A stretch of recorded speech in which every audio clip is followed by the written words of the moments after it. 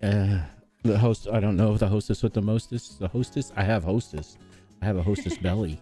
Anyways, welcome to the Doghouse. I'm Rebel Dog. This here is the Doghouse Live. We bring the Doghouse Live to you guys to basically meet new creators, interact with new creators, build your communities, build, just kind of like have fun with them.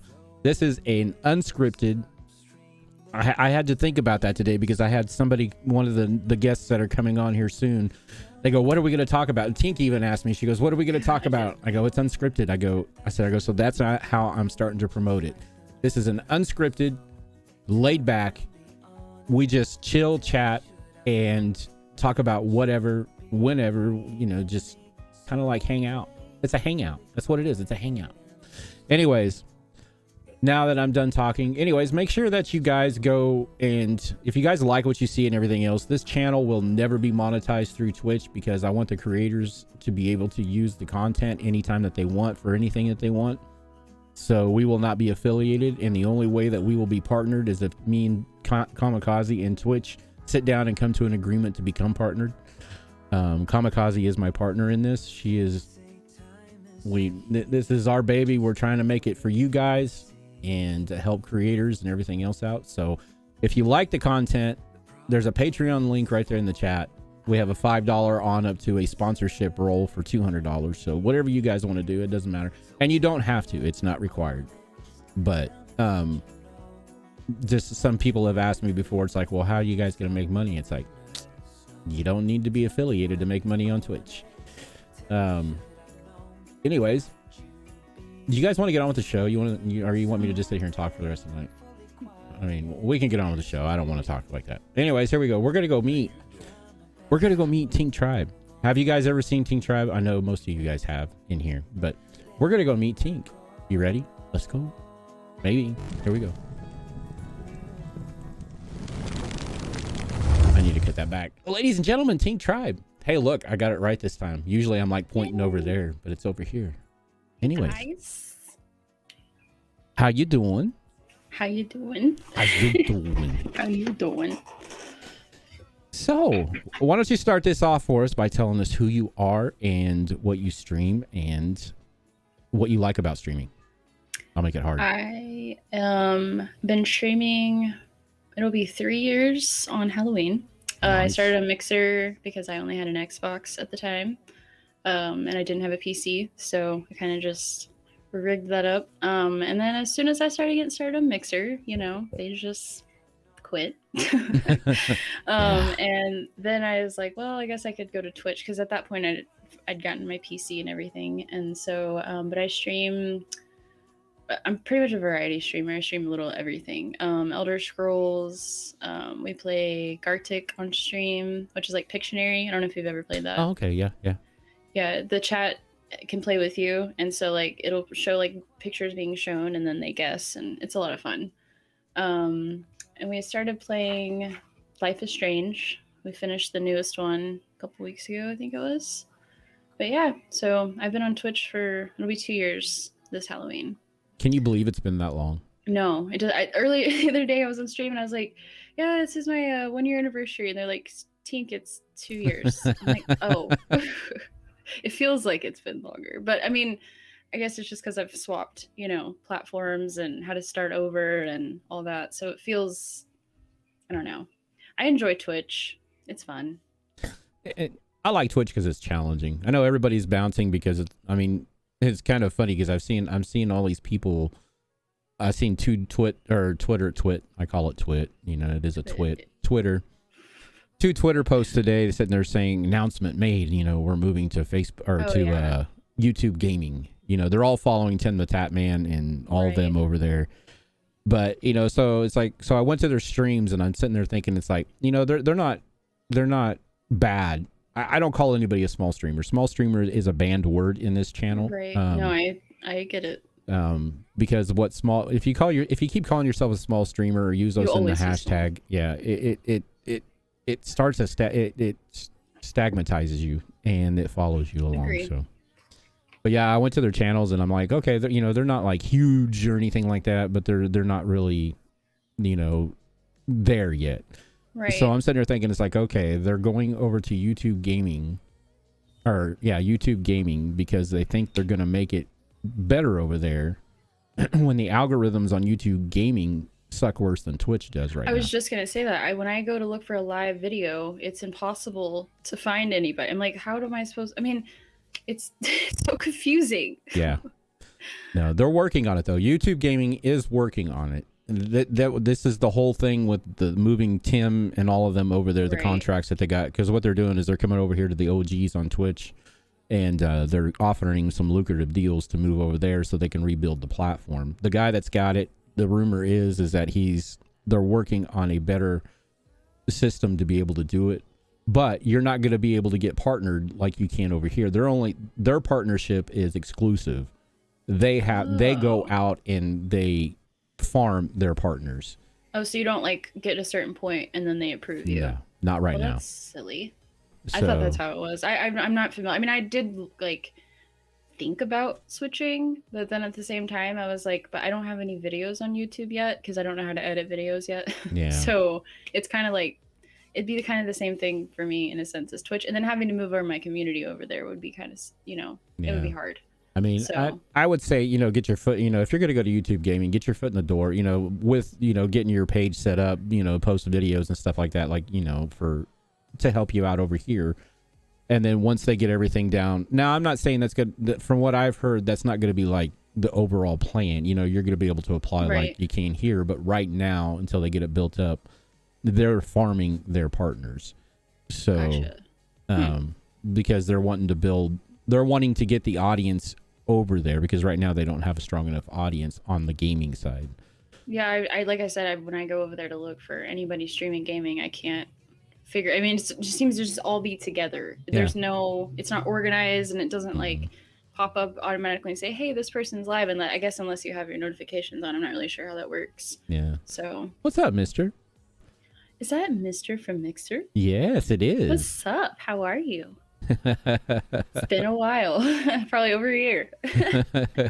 Well, since Mixer, Yep. abandoned all of us. Yeah, the Mixer debacle. It was doing good too, I thought. But Mixer, I mean, other than some of the back end dealings from what I've talked to some of the partners like Mister and stuff like that, and Psycho, because we talk behind the scenes and stuff, and yeah, there was some other things, but my personal opinion is they didn't advertise. Twitch is on everything. Yeah. It's the reason why Twitch is Twitch, because it's on everything. And it's associated with everything. So when you think of anybody, it's just like, even when Mixer was around, Twitch. You automatically think Twitch, because that's what's out there, Well, that and the fact that like their servers that they're having to hold all this video footage on is probably really hard to do, and maybe, I don't know, Mixer just didn't have the funds, or they weren't getting their money out of it. I'm not really sure, but I just remember logging on that day and I was like, okay, I guess we're not on here anymore. Like, oh yeah, no, yeah, everything. Yeah, I think they should at least kept an archive instead of just dumping everything. Yeah, I agree. Or at least because I know they gave some people the chance, they gave them 30 days to, download all their videos, but who's going to have the time or the space to download, especially if you've been there since 2016, so. Yeah, and I just started too, so I mean, I wasn't, very far along in Mixer, but I had met, a few creators on there that were super chill, and then a lot of them I don't really know where they went, because some of them went to Facebook, some went to Twitch, so.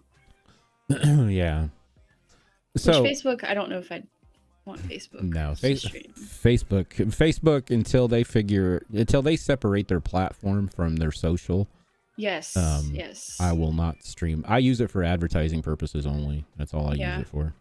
That makes sense. I will not stream over there. If I do, the only time I'll probably do that is if I restream for an event. So. Yeah, that makes sense. Which our event on the 30th, I'll probably restream to all platforms, but just to get out there for everybody. But right, that's another reason why I won't be affiliated, because I want to be able to, if I want, I can restream this to any platform I want to restream it as I'm streaming. So instead of waiting the 24 hours.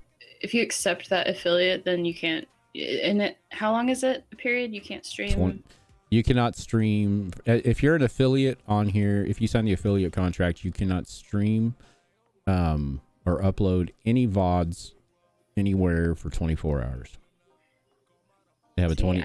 Now you can shut your stream down on Twitch and go start it up on Glimesh, YouTube, wherever you want to right after. But when it comes to the content, Twitch owns your content for 24 hours. Actually, Twitch owns your content, period, because they can take any VOD out of your thing if they want to place it in some type of an advertisement. They can do it without your permission. Man, just sign our lives away. So that's the reason why so many people are canceling their affiliate contract, is because I was wondering why I saw that on Twitter. I was like, wait, I'm really confused. I didn't really quite understand it. I was like, okay. Yeah, that's the reason why so many partner streamers are, once their partnership contracts come up, they're canceling everything. It's just like, what is it? Nade Shot, he canceled his entire contract. He's not, I think he still got something, but I think he had a different type of a contract set up with Twitch. But no, I don't think he's anything on here. I don't even think he streams on Twitch anymore, to tell you the truth.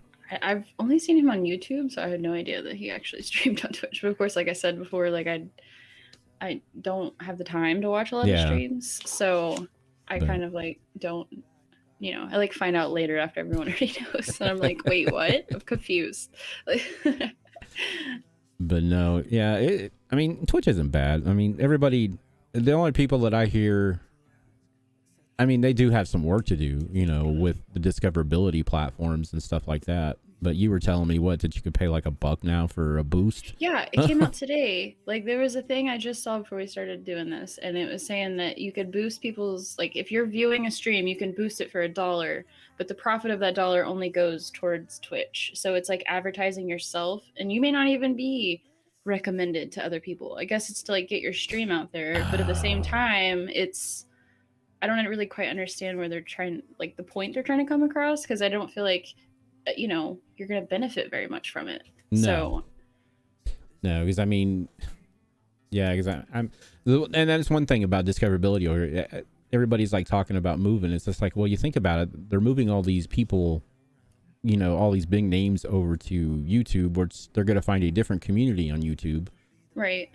Or increase their community, but there's going to be a lot of people that don't want to leave Twitch to go to YouTube for the fact because, they might. It's a whole nother interface.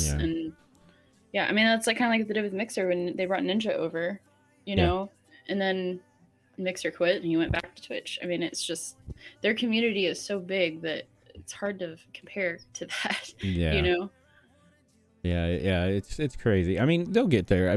They have more.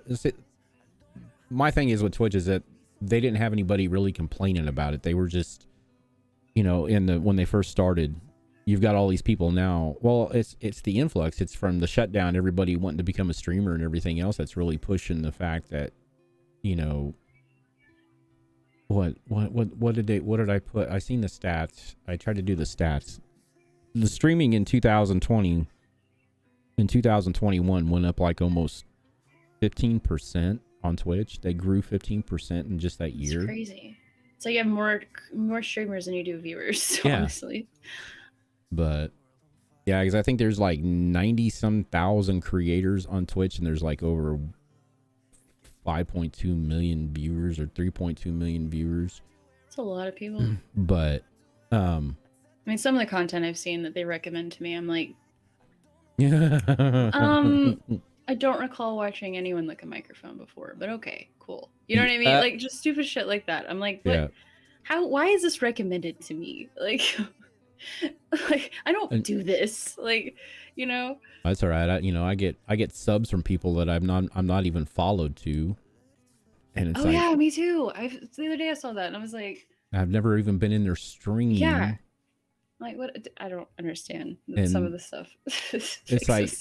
It's like, how do I get gifted a sub? Because I know what it does is because if somebody gifts like 5 subs randomly, it'll just pick, it'll pick like 1 or 2 people out of the chat, and then it'll pick like 3 or 4 people out of just the random Twitch community.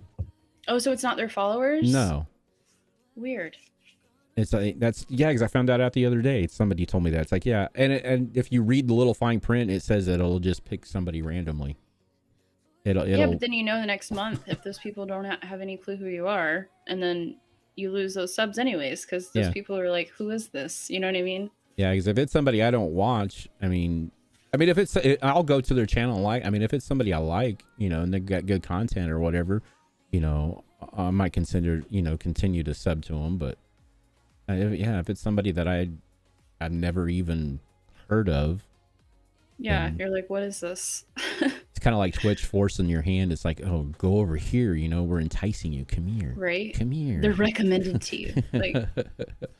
Like some of the content, like I said, recommended. It's like, I play Elder Scrolls. I don't do this other like hot tub crap and stuff. I don't know. The whole thing about Twitch lately is some of the stuff that's on here. I'm like, at what point do we draw the line? Because like, I'm not saying it should be all about gaming, because there's times where we just like sit and talk like this, and obviously we're not gaming or anything, but other content, like if a 10-year-old or something gets on here, it's like, I wouldn't want my kids seeing some of the stuff on here. Granted, most of the time they say 18 and over, but I mean, well, it's just like this channel's 21 plus, for the Friday night things. I mean, for the rest of them it's not, but right.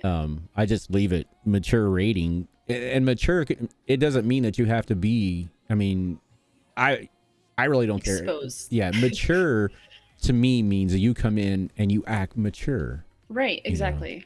But like on Friday nights, sometimes it gets pretty adult orientated. So I mean, I would rather not have anybody under. And plus, we drink, so we have to put that up there because we drink Fireball, and it's Fireball Friday night. But yeah, mine's 18 older just because I cuss, and also like, if there's times like we played Among Us one time, and we had we didn't have a full group, so there's like random people in chat joining, and there was like a 10-year-old or 12-year-old that joined, and I'm like, and like all of us were just kind of like, we didn't want to be rude, and we wanted to make them feel included at the same time. They were loud and shouting and yelling, and I'm just like, so the next stream I was like, we're gonna have to be a little bit more strict. I don't want to be, but I don't want to be rude to people, but it's when you have a bunch of adults having a conversation, you don't want, it's like a 13-year-old being like, oh, you said a bad word. It's like, well, I warned you before you clicked my stream.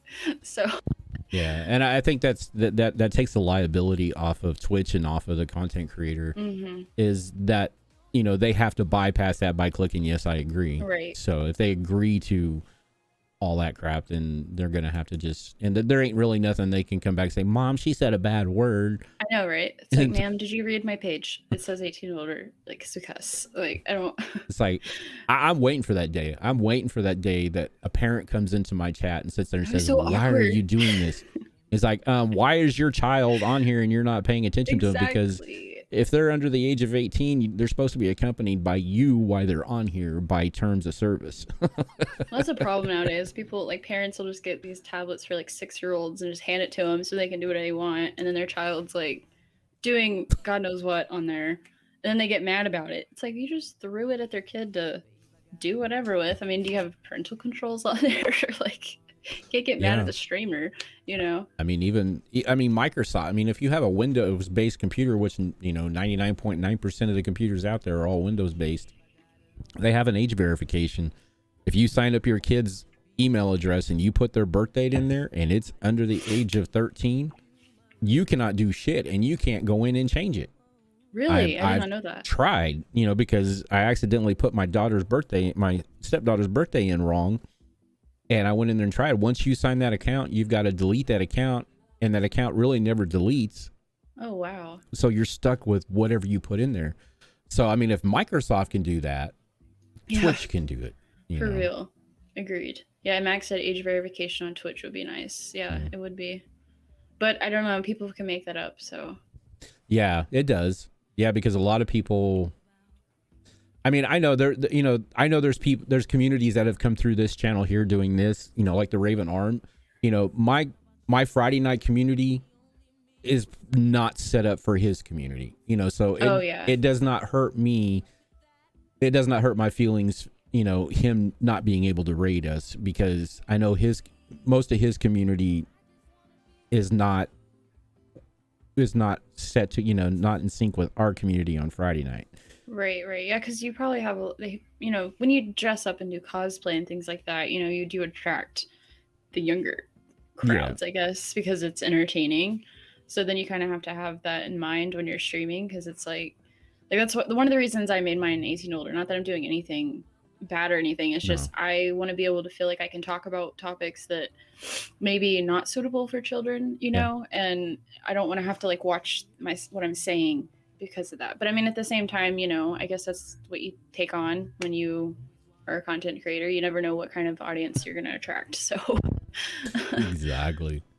But no, I didn't know that, Max. He said the 18 plus click thing on Twitch also blocks some raids and hurts your chances of being recommended. Well, that sucks. it does. I mean, because like I said, if you're a family rated, like Ravens is a family rated, he can raid us, but I'm not sure how that actually works. I think it puts an alert up or something on there sitting there saying this is an 18 plus. Let them know, like the audience, like, hey, this is 18 older. Like, I didn't know if it did that when you raid. Because most of the people I raid have the same vocabulary I do, so. Yeah. Yeah, that's why I don't play Call of Duty on stream anymore, because I just end up cussing the whole time, and then I'm like, this isn't healthy. This is. I mean. But it's good content. My anger comes out, and it's not a good time. So. You hit a wall, and you need to click on it. Most people see that and bounce. Yeah. And the ads before a stream, like that just, I know you can turn those off, but I'm just not big on ads. Like you can turn the pre-rolls off. Yeah. You can't turn the actual every 45 minute ads off. So every 45 minutes, if I don't do an ad myself, yep, it's popping up. Yep. Have you seen the new ones? No, I have not. They're banner ads that go at the bottom of the stream. Oh, they move, nice. They move, and I wish they would all go to that. Yes, I would not mind that at all, because it doesn't interrupt the stream.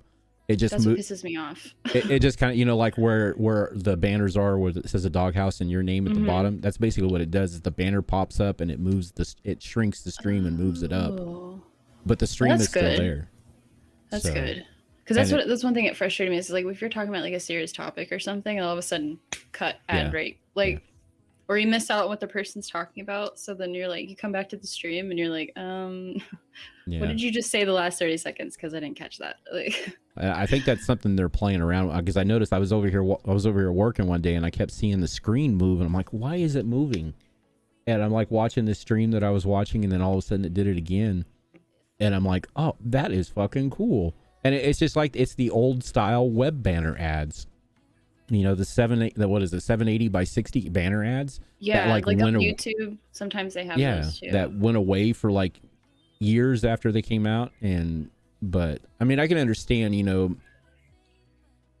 Twitch makes their money, and we don't make money, but they make money. It's just like a television, it's the reason why they run their 30, 60, the 30, 60, 90-second ads, is because that's how they make their money.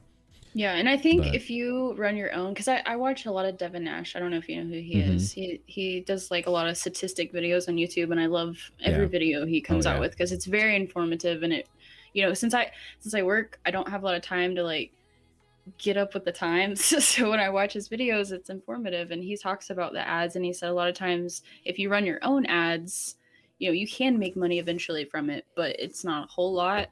But you won't get cut off, I guess, as often. And I didn't know that. But I just, the whole thing confuses me with ads. So I don't mess with it. Yeah. But if you like, because I know some people, it's like, if they're like, because like I said, it triggers, if you have pre-rolls off, it'll trigger every 45 minutes, it'll run an ad. So it's like, that'll be perfect for my bathroom breaks every 45 minutes. So yeah, so if you run, I know a lot of people like they'll come in and do their introduction, and then they'll run an ad, and then they'll go through the stream and then go, so that'll cut the 45 seconds out. And as long as you keep running your own ads at what times you want to run them, it won't trigger that 45-second roll. I guess I need to do those when I start using the bathroom, like, hey, I'll be right back, and then do an ad. I just don't think about it. Yeah, just hit a 2-minute ad, just let your community know, put a chat command in or something like that, that way you can like, type in !! ad or whatever, and it'll tell you, it's like, I'm on bathroom break, watch these ads, we'll be right back, that way. Good idea. I will definitely do that because I have commands. I know Max has helped me with a few of them, but that makes sense. Yeah. So, but yeah, it's crazy. So what else have you been up to? I know we haven't really got a chance to talk since I know. one. It's Yeah, been been a couple almost. You know, we it's talk on and been off through almost a chats, year but yeah. when you helped me set up my audio. God, thank God, because like that, oh man, I was having such a hard time when I first started. I was like, you can ask my boyfriend. I was so frustrated. I almost just broke the whole computer, and I was like, done. So I can't. I sat here for like 3 hours trying to figure out audio. Not a lot actually, just working, and we've had. I don't know if it's just been like a weird lull of this year. We've just had a lot of death around me, like a lot of Mm, people in my family and friends. Not there was maybe one person that I was close to, but the rest, they were just people that I knew of, and so that's been kind of depressing, lately. Kind of having to go to funerals and memorials and trying to stay positive and but yeah, just trying to figure out what works. I've been trying to play out some different games. I started playing New World yesterday, but I'm a controller gamer on PC too because I yeah. just the mouse and keyboard. I want to use my thumbs to run around, and using the buttons. I just like It- yesterday I was playing New World for the yeah. first time and I was so pissed off. I was like, I'm done. I'm not because it's not Yeah. controller supported yet, which blows my mind Oh yeah. for 2021. You'd think, I mean, every game that I've ever played on PC has been controller supported, so I can just plug it in and play. Because like I play Elder Scrolls with my controller, and Yeah. that's the same type of a game. And so when I found out they didn't have a controller, I was like, okay. And I had a hard time yesterday, Well, so I'm kind I of have to wondering if that's learn. the reason why, because I know. I mean, I know it was like everybody was like hyped about it and everything else, but I really have not seen a lot of people playing it. Yeah. I mean, even when you go to like the stream section and look at the stream channels, there's not. Well, at one time I See, I got. have a ton right now. I have Will Shroud's playing it, and there's 111,000 people Yeah. watching. So, I mean, most of the people that I've followed over time, some of them I've never even really talked to, so I probably need to like go through them. But I mean, a lot of them are streaming New World, but they're also probably PC gamers. I Yeah. just, for some reason, the keyboard and the mouse, I've tried several games playing on it, and I get It's overwhelmed. it's a learning curve, trust me, because There's so many buttons. I switched from console to PC, keyboard and mouse. Or I still have a controller, but um, actually I pissed my wife off because I bought me a Christmas present this year. I went and bought me a Scuff controller, What is and that? the Scuff brand. Oh, It's just a fancy Xbox Elite controller. it's like the one on the back where it has like all these buttons on it. Yeah, it's Oh, okay. this one here. It's got Yeah, I've seen those. I didn't know what they were called. yeah. This one's a Scuff brand, and then I mean you can get It's one cool for like looking. you can get one for like Xbox Elite, like the Elite Pro and the Elite 2, but there I don't use the back buttons. I would just bought it just because I like everybody told me that the feel and the handle of it, and it's programmable. Oh, that's cool. So I mean, Yeah, I so is think the I just have the Elite. standard one. I had to buy another one because the other one broke. But I hold mine weird. It's like my thumb, like my hands are too big or too small, and so I like hold it all weird. But I mean, I gamed ever since I was a kid. I had Super Nintendo, and then we had Nintendo 64, then we had PlayStation, I had Wii. Like we had all that stuff growing up, and I gamed all the time. And then when I got to be an adult, it was like, grow up, don't play games. It's not for adults. And then the Yeah. last 3 or 4 years, I met my boyfriend. He's a gamer, and he had an Xbox, and I had a PlayStation at the time. And so he sold my PlayStation for an Xbox so we could play together. And I learned how to play on Xbox for like 2 3 years, and then I switched to PC because I wanted to stream. And so it's like I want to play games with my Xbox controller.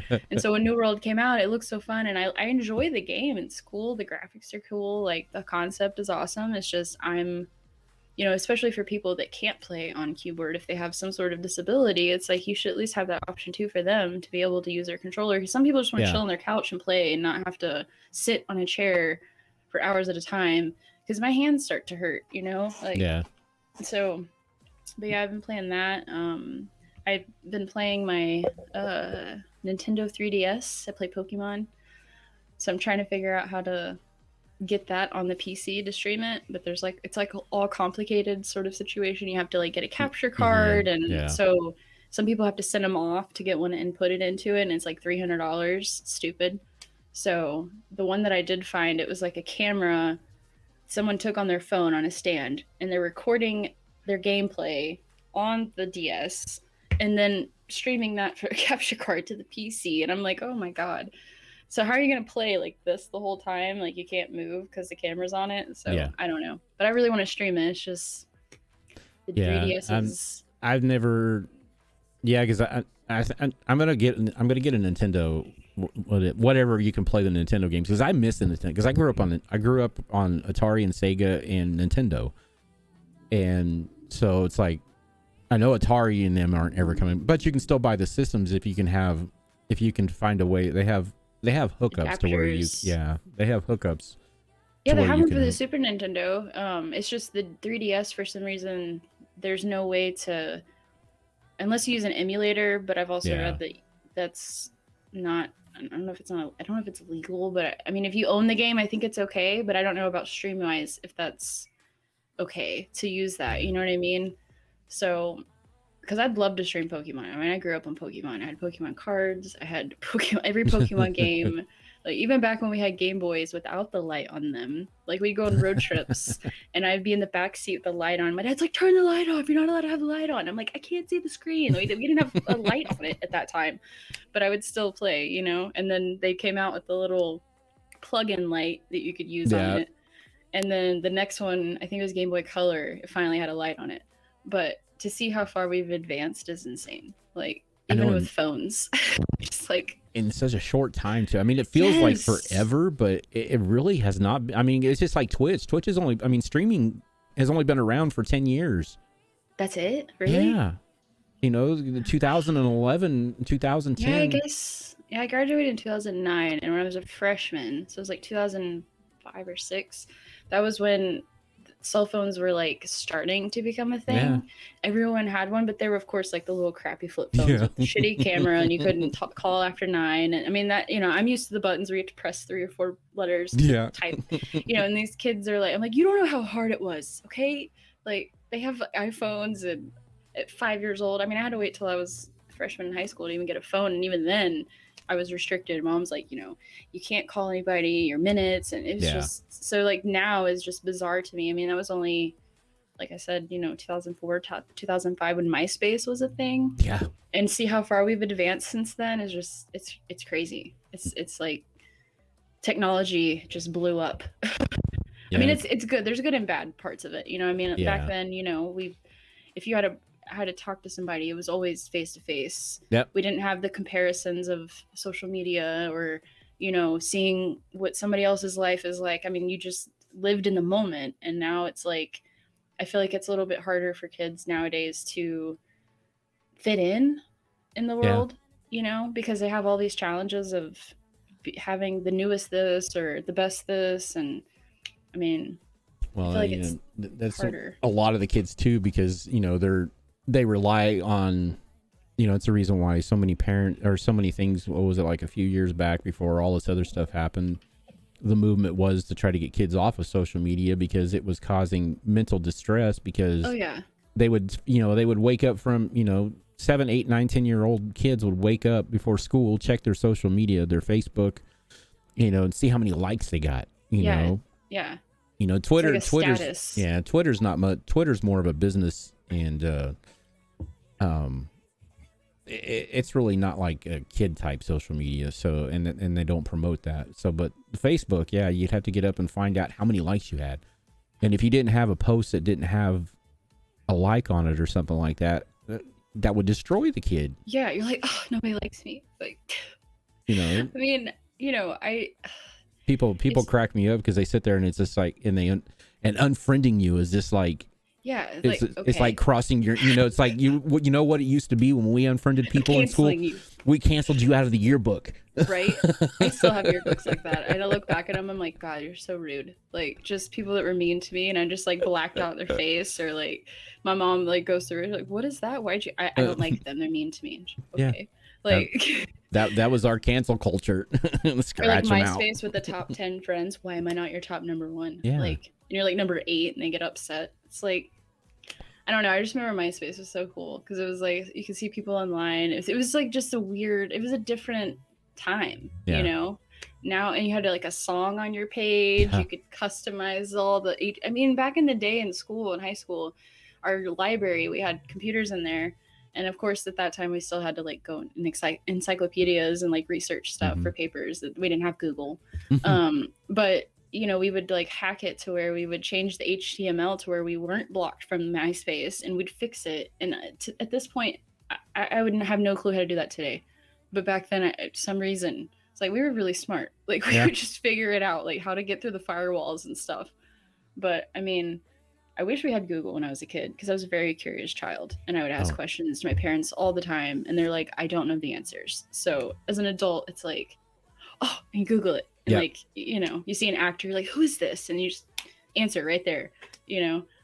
So, I mean, there's benefits and there's pros and cons, you know, of how far we've advanced. I mean, yes, there's times where I just don't want to be part of social media whatsoever because it frustrates me, you know, especially Twitter. I'd never been part of Twitter till probably 2 years ago when I started on Twitch because people were saying, you know, diversify your content. And so I would just, my brother was always on Twitter. I never really understood Twitter. And then now, like, that's where I go to, like, see kind of updates of streaming and Twitch. And, you know, because a lot of the gamers, or streamers, they post, you know, up-to-date stuff on there, which is a lot better than Facebook sometimes.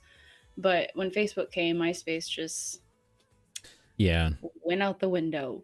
So, unfortunately. And I know, because I was one of those. I had a MySpace, really never got onto it because, you know, the social media I didn't understand social media when it came out. It was just like, you know, because I'm, you know, because the way, it's just like I talked to my daughter because she's 13. It's just like the way we communicated to people is just like, we had to, if we wanted to go out, if we wanted to meet our friends and stuff like that, we had to tell them in school. It's like, hey, let's meet here after school, or let's do this on the weekend. Or if we were out cruising, you know, I don't know if you all cruise anymore, but I doubt it. But cruising was a big thing back when we were growing up, you know, hitting the main street, cruising and seeing all your friends. And if you wanted to find out where your friends were, you went to a pay phone, which was the big box on a pole out in the middle of nowhere, had a dial, you know. Yeah. And you can Google it. You'll find what a pay phone is. No, I know what a pay phone is. There's a kid the other day didn't know what a CD was. And I was like, excuse me, you don't know what a CD is. Like I just turned 30 this year. And I was like, I didn't think I was that old, but I guess, you know, kids nowadays, all they know is, that's the thing though, too. When kids are born now, that's all they know is social media and like, you know, technology. Nostalgia. Like we didn't have that when I was a kid. I mean, we had to get on our bikes and go outside. And I mean, we played video games, but like you said, in school, you'd have to tell your friends like, hey, I'm going to be, you know, we're going to be here at this time or whatever, because there was no way to call them unless you called house phones, which my parents don't even have a house phone anymore. No, we don't either. I mean, we'd just get on our bikes and drive around and see if anybody was outside. And that's how we hung out with our friends. Now it's just a text away, and it's more convenient, but it's also in a sense lazy, I guess you could say. Cause it's like, you know, we actually had to try, we had to try to talk to people. And I mean, now you talk to kids nowadays, some of them have no social skills. They don't know how to talk to a person unless it's over a text message. And that's, to me, it's just sad. And they're changing the language. Yeah.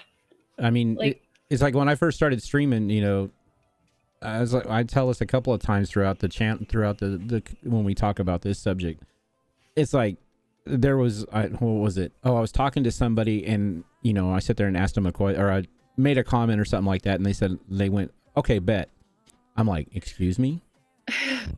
You know, what are we betting? Like, and I sit there, so I text them back, and I'm going, okay, I'm new to this. I know shit has changed. Are you challenging what I said, or you know, right? You know, he goes, like, huh? I go, so I had to explain to him. It's like, no, when you said, okay, bet, in my generation, growing up as a kid, that was like throwing down a glove back in the duel days. Is like, you are challenging what I'm saying by saying, okay, bet. And he's like, oh, no. He's like, no, it means, okay, I got you. It's like, okay. I knew there was something weird about that because we were getting along just great. Right. And you sit there and throw that word out there, and I'm like, excuse me? Some of the terminology nowadays, it's like TikTok. Like, you cut G? Like, what? What? Like, what does that even mean? Like, there's so many things that I don't know. I've had to, I guess, get up with the times, but I'm just like, Yeah, you need to have like a cheat sheet next to you, especially like when people like even streaming, you get some people coming through here writing some stuff, and I'm like, I'll just look at them and I'm going, huh? hello? Hello? I What is this? go, you got to understand this stuff right here. I didn't just do this yesterday. I go, right? This is I didn't because just color this on, all right? Like, this is age. You know what I mean? Mood. Yeah, no, I work with my family, so I'm gonna have to do that to my dad tomorrow. I'd be like, okay, bet, and see what he does. I'll be like, he's like, all right, let's go. What are we doing? I've my grandma, when she first got Facebook, she had no idea what it was, and she's 70 something years old, and I work with her, and so we have conversations all the time. I'm like, isn't it weird, like, just to go from how you grew up, where she'd tell me like they had one TV, black and white, everybody had to watch the same channel, a party line on the phone where you could be talking and someone else, random person, could hear your conversation. And I'm like, and just to see how that has become what it is today is crazy. Because I mean, she said even her mom, like back then, like a lot of the girls were very, they covered themselves, and it was unheard of to show any sort of skin or whatever. And her mom like didn't want her to go see Elvis because of how provocative he was, you know what I mean? And then like to hear that and then see what's today on like Twitch even, or like TV, I'm like, wow, like how far we've come, you know what I mean? It's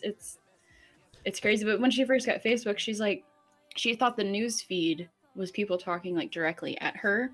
So she didn't understand that like they were not talking at her, they were just making a statement. So she's like, why is this person telling me about their breakfast? And I'm like, I was like, they're not telling you, they're just they're telling like the world, making a statement, I guess. I don't know. But like sharing too much, I don't know. But she finally, now she's a pro at Facebook. But like when it first started, it was so funny, like having to teach her and my parents how it works. And like my grandpa, he'll bring me his phone and he's like, I don't know how to do this, and it's a simple just add a contact, and I've shown him several times, but he's like, I don't know how to do it, just here, because he has like the new iPhone. So yeah, he's I'm like, I don't even have an iPhone, I have an Android, so I have no idea with iPhones, but he'll bring it to me and I have to try to figure it out, for him. But it's just crazy, man. Like just the generations, even just in 15 years, how much stuff has changed. Oh, like I said, streaming, because JCTV is the one that, or Justin TV is the one that kicked off the streaming world. JCTV, that was a whole different thing. I always get them two mixed up, but Justin TV, kicked off. It was what Twitch was before Twitch. See, I never knew. I didn't know that until I started streaming on Twitch, and I was like, oh, I thought it was always Twitch. No, Twitch has only been around since 2017, 16, 17. Really? Yep. I did not know that. So, I mean, it's 2000. Is that right? No, 8. What is this? No, fuck, I don't know. We're in 2021. 2021. So 7, 8, 9 years. 10. I think Twitch has only been around for like 9 years. So Ninja started though on here, right? Before it was Twitch. Ninja was an OG Justin TV. Okay. Him and Summit and Tim Tim started on Twitch when it became Twitch. But yeah, Ninja was like one of the first on Justin TV because he was streaming like his Halo career and his H1N1 or H1Z1 and all that stuff. But it was just gaming. That's all you did. I mean, there was only a select few channels and streamers and stuff like that. It really wasn't a paid service back then. It was just somebody to go live and really no. You didn't get paid for doing it. There was no partnership, no affiliate, no nothing. It was just something for people to log in, and then it slowly grew.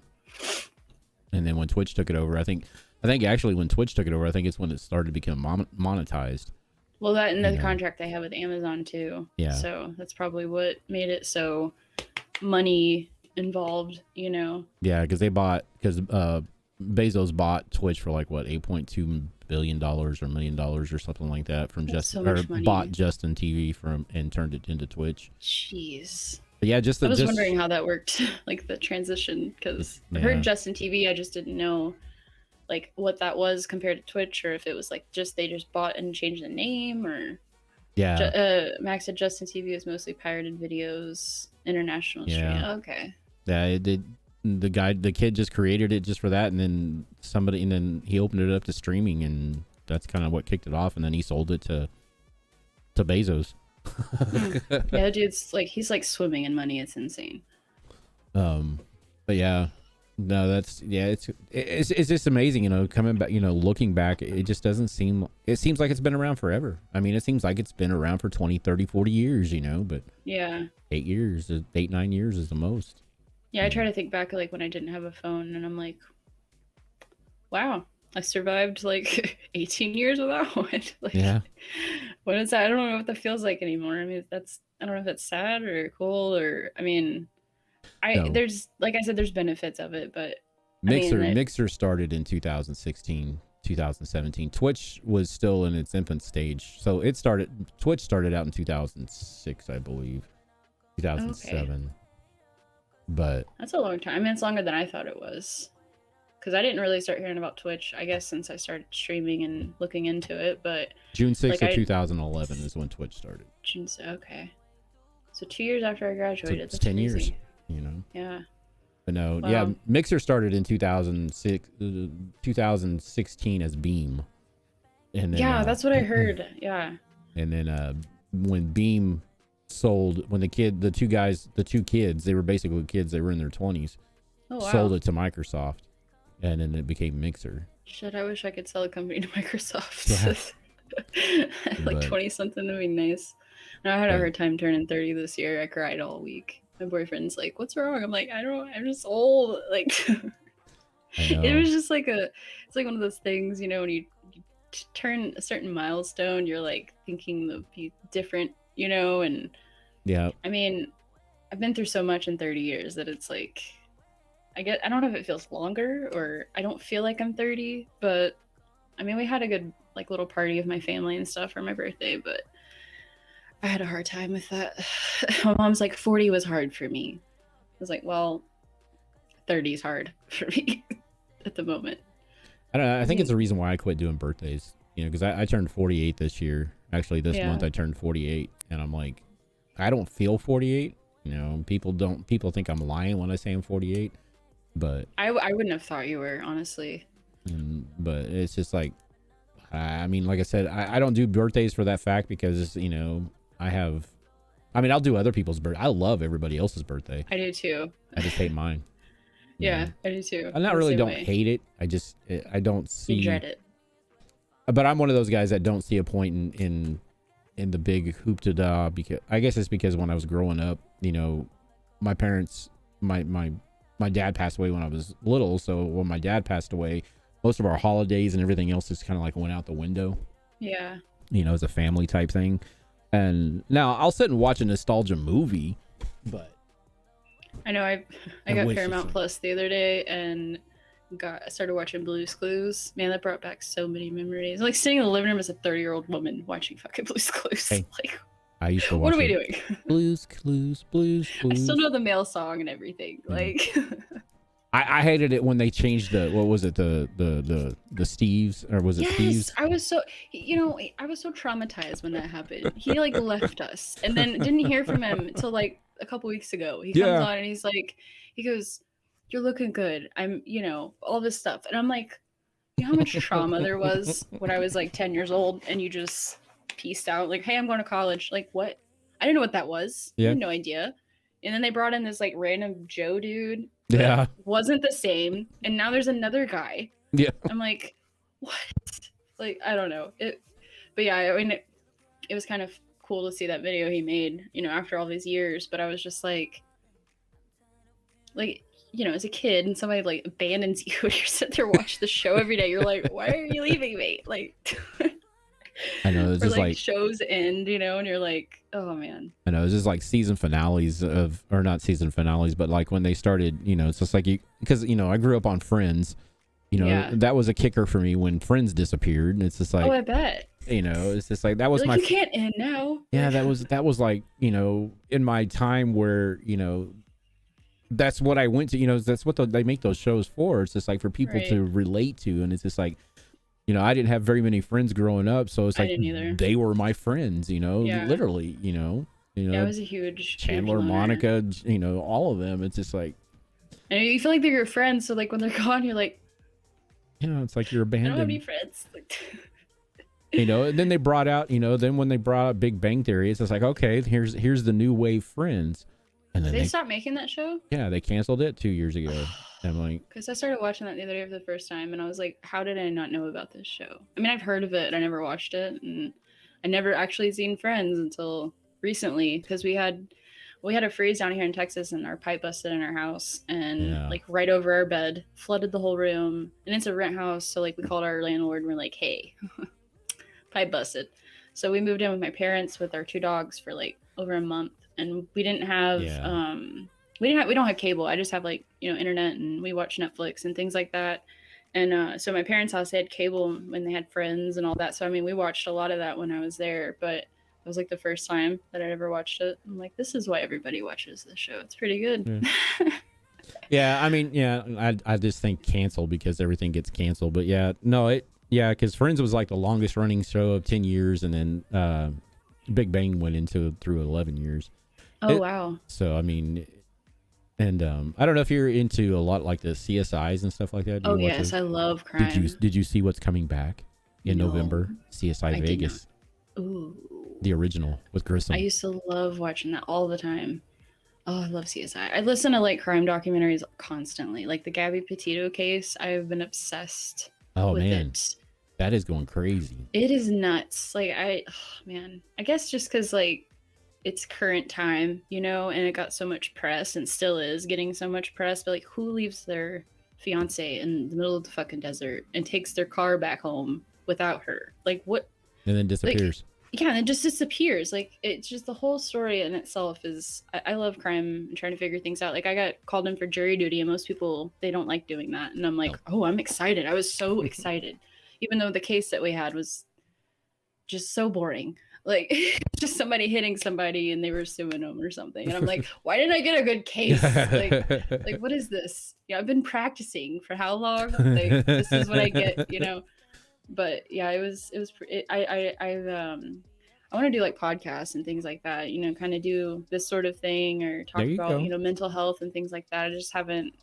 I haven't gotten that far. But me and my brother, we've been talking because he's also a streamer. He plays The Sims, and he's 4 years younger than me, but we're real close. And we've had 2 people now that are 3 that we know that have, you know, taken their life. And my uncle was one of them, and I got a tattoo like the semicolon. And we wanted to start something where we kind of bring more awareness to it, because like growing up, you know, I had anxiety, I had depression, I was overweight, so I was always bullied and I had all these issues, and nobody ever really talked about it in school, like what anxiety really was, and I had no clue.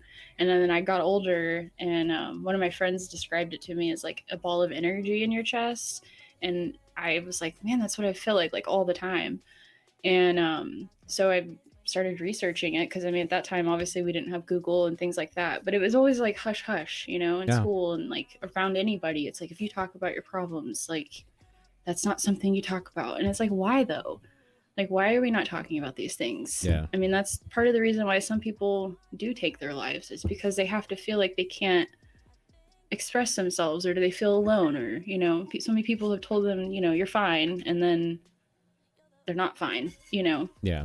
But yeah, so that's one of the reasons I wanted to start a podcast, was just kind of just kind of sit down and talk about certain topics and, you know, things that I feel like we all kind of struggle with in a way that some people don't like to talk about. Yeah. Even though it's okay to talk about. So. No, that's, that's great. You know, like I said, I have a funny feeling. It's just like, I think it's going to come down to is it's like streaming. I mean, gaming, the gaming's always going to be there, but I think I've seen more and more podcasts and talk shows popping up. I mean, it's just crazy, you know. And it's a welcome thing. It's like everybody's like, well, everybody's doing this and you're doing this, and it's like, isn't that going to hurt? It's like, no, because we all have our different, we all have our different take on everything that we do. We all have different life experiences, and I feel So- like certain ones, even if one person that I talk to about it it helps them or makes them like, oh, maybe I do need to talk to somebody or something like that. That's why I feel like it's important to address those types of serious topics. I mean, no, they're not fun to talk about, but I mean, at the same time, I always thought therapy was stupid. And then I went after dealing with a bunch of stuff, and they were like, when I got done, I'm like, wow, I feel like 10 times better just because I talked about it, to somebody that wasn't judgmental, and they were kind of like that, medium there to just listen and give you advice and not have any sort of personal relationship to you. What's up, Chadley? So, yeah, I always advocate like mental health is so important because it's not something that I grew up around. No, yeah, totally. I didn't either. I mean, my mom was pretty much open. She's like, if we needed to talk anything, we talk. But, well, yeah, my parents were too. Yeah, but like you said though, you don't talk to your friends about it. No. And unless you have like, unless you just have like, I know as guys, we did not talk about our feelings. Yeah, neither does most of the men that I know. Like, but now, and I think that's what I promote in my channel, anyway, my personal channel, and this one as well too. But it's better to do it in my personal channel because that way we're not, But if you have anything whatsoever to talk about, I mean, Chad's my mod in both of my channels. We have people that come through and stuff like that. Chad meet Tink, Tink meet Chad. Hello. You're sick. I hope you feel better. That's not good. Oh yeah, he was telling me about that yesterday. Yeah, because today's his day off, and he's like, "Oh, I just don't feel good. I wanted to stream Isn't that the all day." worst when you're off and then all of a sudden you feel like total garbage? You're just like, I have so many things I need to do. Yeah. But I don't feel well. That happens to me every time. Like last weekend, I was so tired that I was like, I can't function. So that was me last night. It's just like I wanted to stream and do some things. I came in here after I got off of work because I started doing a part-time job at night to just when I don't do this, just to kind of get some extra income. And it's just like, and it's one of those jobs that you can just schedule yourself to do. And that's nice. And I'm like, I'm sitting here and my sinuses were killing me. I just felt like I'd been, like he said, just like I wanted to slam my head into a door. I just felt like I got ran over by a Mack truck. And I went out for a little bit and did the job. And it's just like I got about two things about an hour into it. And it's just like, no, I'm done. So I come home and I sit down on the computer, fire everything up. And it's just like, I'm sitting here and it's just like, I don't even want to stream. Yeah, that's how I am sometimes. He said he's stuffed up. You know what I've always swear by this unless you haven't tried it. Put Vicks on your feet with socks on and go to bed. I'm telling you, it works. Yeah, my wife does that. Every time I'm sick, if I can't breathe, I'm like, Vicks, like slather that shit on, put some socks on, good to go. I know she got hit by something, the allergy bug or whatever's going around down here right now. And she's been all congested and everything else, and she's been laying in bed. So I told her at the end of the night, it's like, oh, put Vicks on your feet, remember? She's like, shut up. I don't want to. I just want to go to bed.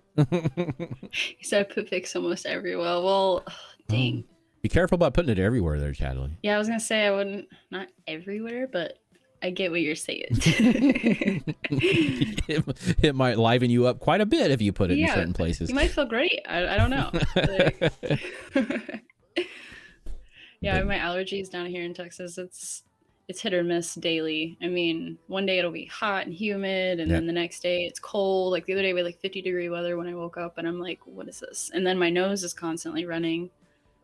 Max never thought to put it on my feet. You know what? Your feet, and there's one other place, but your feet is like the most. If you have like a migraine or whatever, and if you feel around on the bottom of your feet, you feel around on the bottom of your feet until you feel a sore spot. And you sit there and rub that sore spot, it'll get rid of your headache. Yeah, I've done that. I've had to Google like where on your foot, but yeah, that actually does work. Yeah, I think it's a pressure point or something on your foot that you, like, if you massage it enough, it'll fix anything. Because there's like so many different things tied to your feet, which is weird. It's I crazy. did not ever know that. Like headache, check your feet. Like what? Yeah. Like, It's like, why? It's up here, it's like not the down last there. place. Yeah, it's the last place I would have thought of. Like definitely not. It's like the other end. Like what are we doing? But Yeah, I hate I don't it. know. I took before I have because I have such a high tolerance to pain, to certain types of pain, that I need, like, I take 5 or 2,500 milligrams of Tylenol because I don't want the gradual, go away. So I take 2,500 milligrams of Tylenol, so that way in 30 minutes it's gone. There you go. Yeah, when I had I don't recommend that though. Yeah, don't do this. Don't do that all the time because it will screw your system up. But Excedrin migraine was what helped me, because when I had COVID, I never got a fever or anything, but I was just like, had a bad headache. It was like a bad migraine, and my grandma was like, "Here, take this," and I did, and it was surprising. It worked. I was shocked because I don't really take medicine that much unless it's like I have ADHD medicine. But other than that, like I don't take anything. So and I was kind of scared to take, well, because I took Excedrin, the Excedrin one time. Somebody told me, it's just like, okay, take this and it'll get rid of your headaches. Mm-hmm. Well, I took it and it made my heart race so bad that I was always scared, and I felt like I was getting ready to have a heart attack, so I never took it again. Jesus. But people are like, but you drink energy drinks out the wazoo. I go, I don't know. I don't know if it's just like because an energy drink, it's like a slow release of caffeine, and yeah. And with Excedrin, it's like double the caffeine of a cup of coffee. Why is that? That's weird.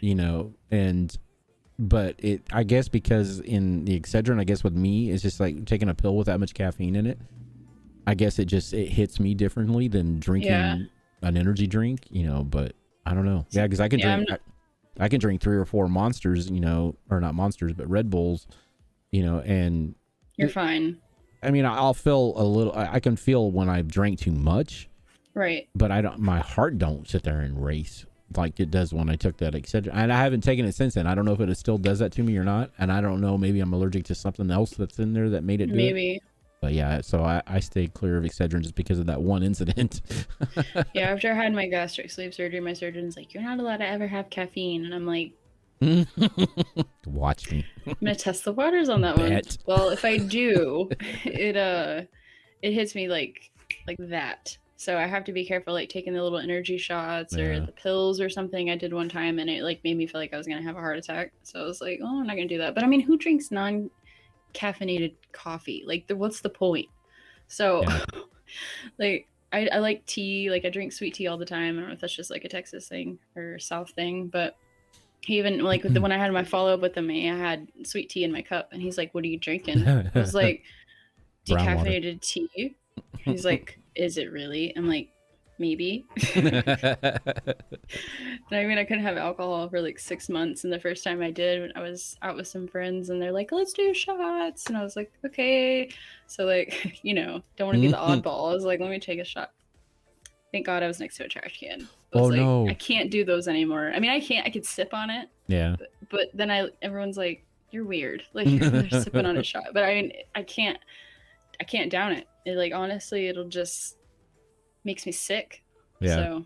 Yeah, it's amazing how we mess up with the way our bodies set to go, and then it just screws us for everything else. And also, like, if I drink too much, hangovers as I get older, they get worse and worse. I mean, I don't really overdrink often, but I mean, if I do, rarely, and like have too much, I'll wake up the next day and I just feel like I got hit by like a truck, and I'm just like tired and don't feel good, and I'm nauseous. And when I was younger, I didn't have that issue. To clear up and gets my hopes up and it gets all bad again. Yeah, that's.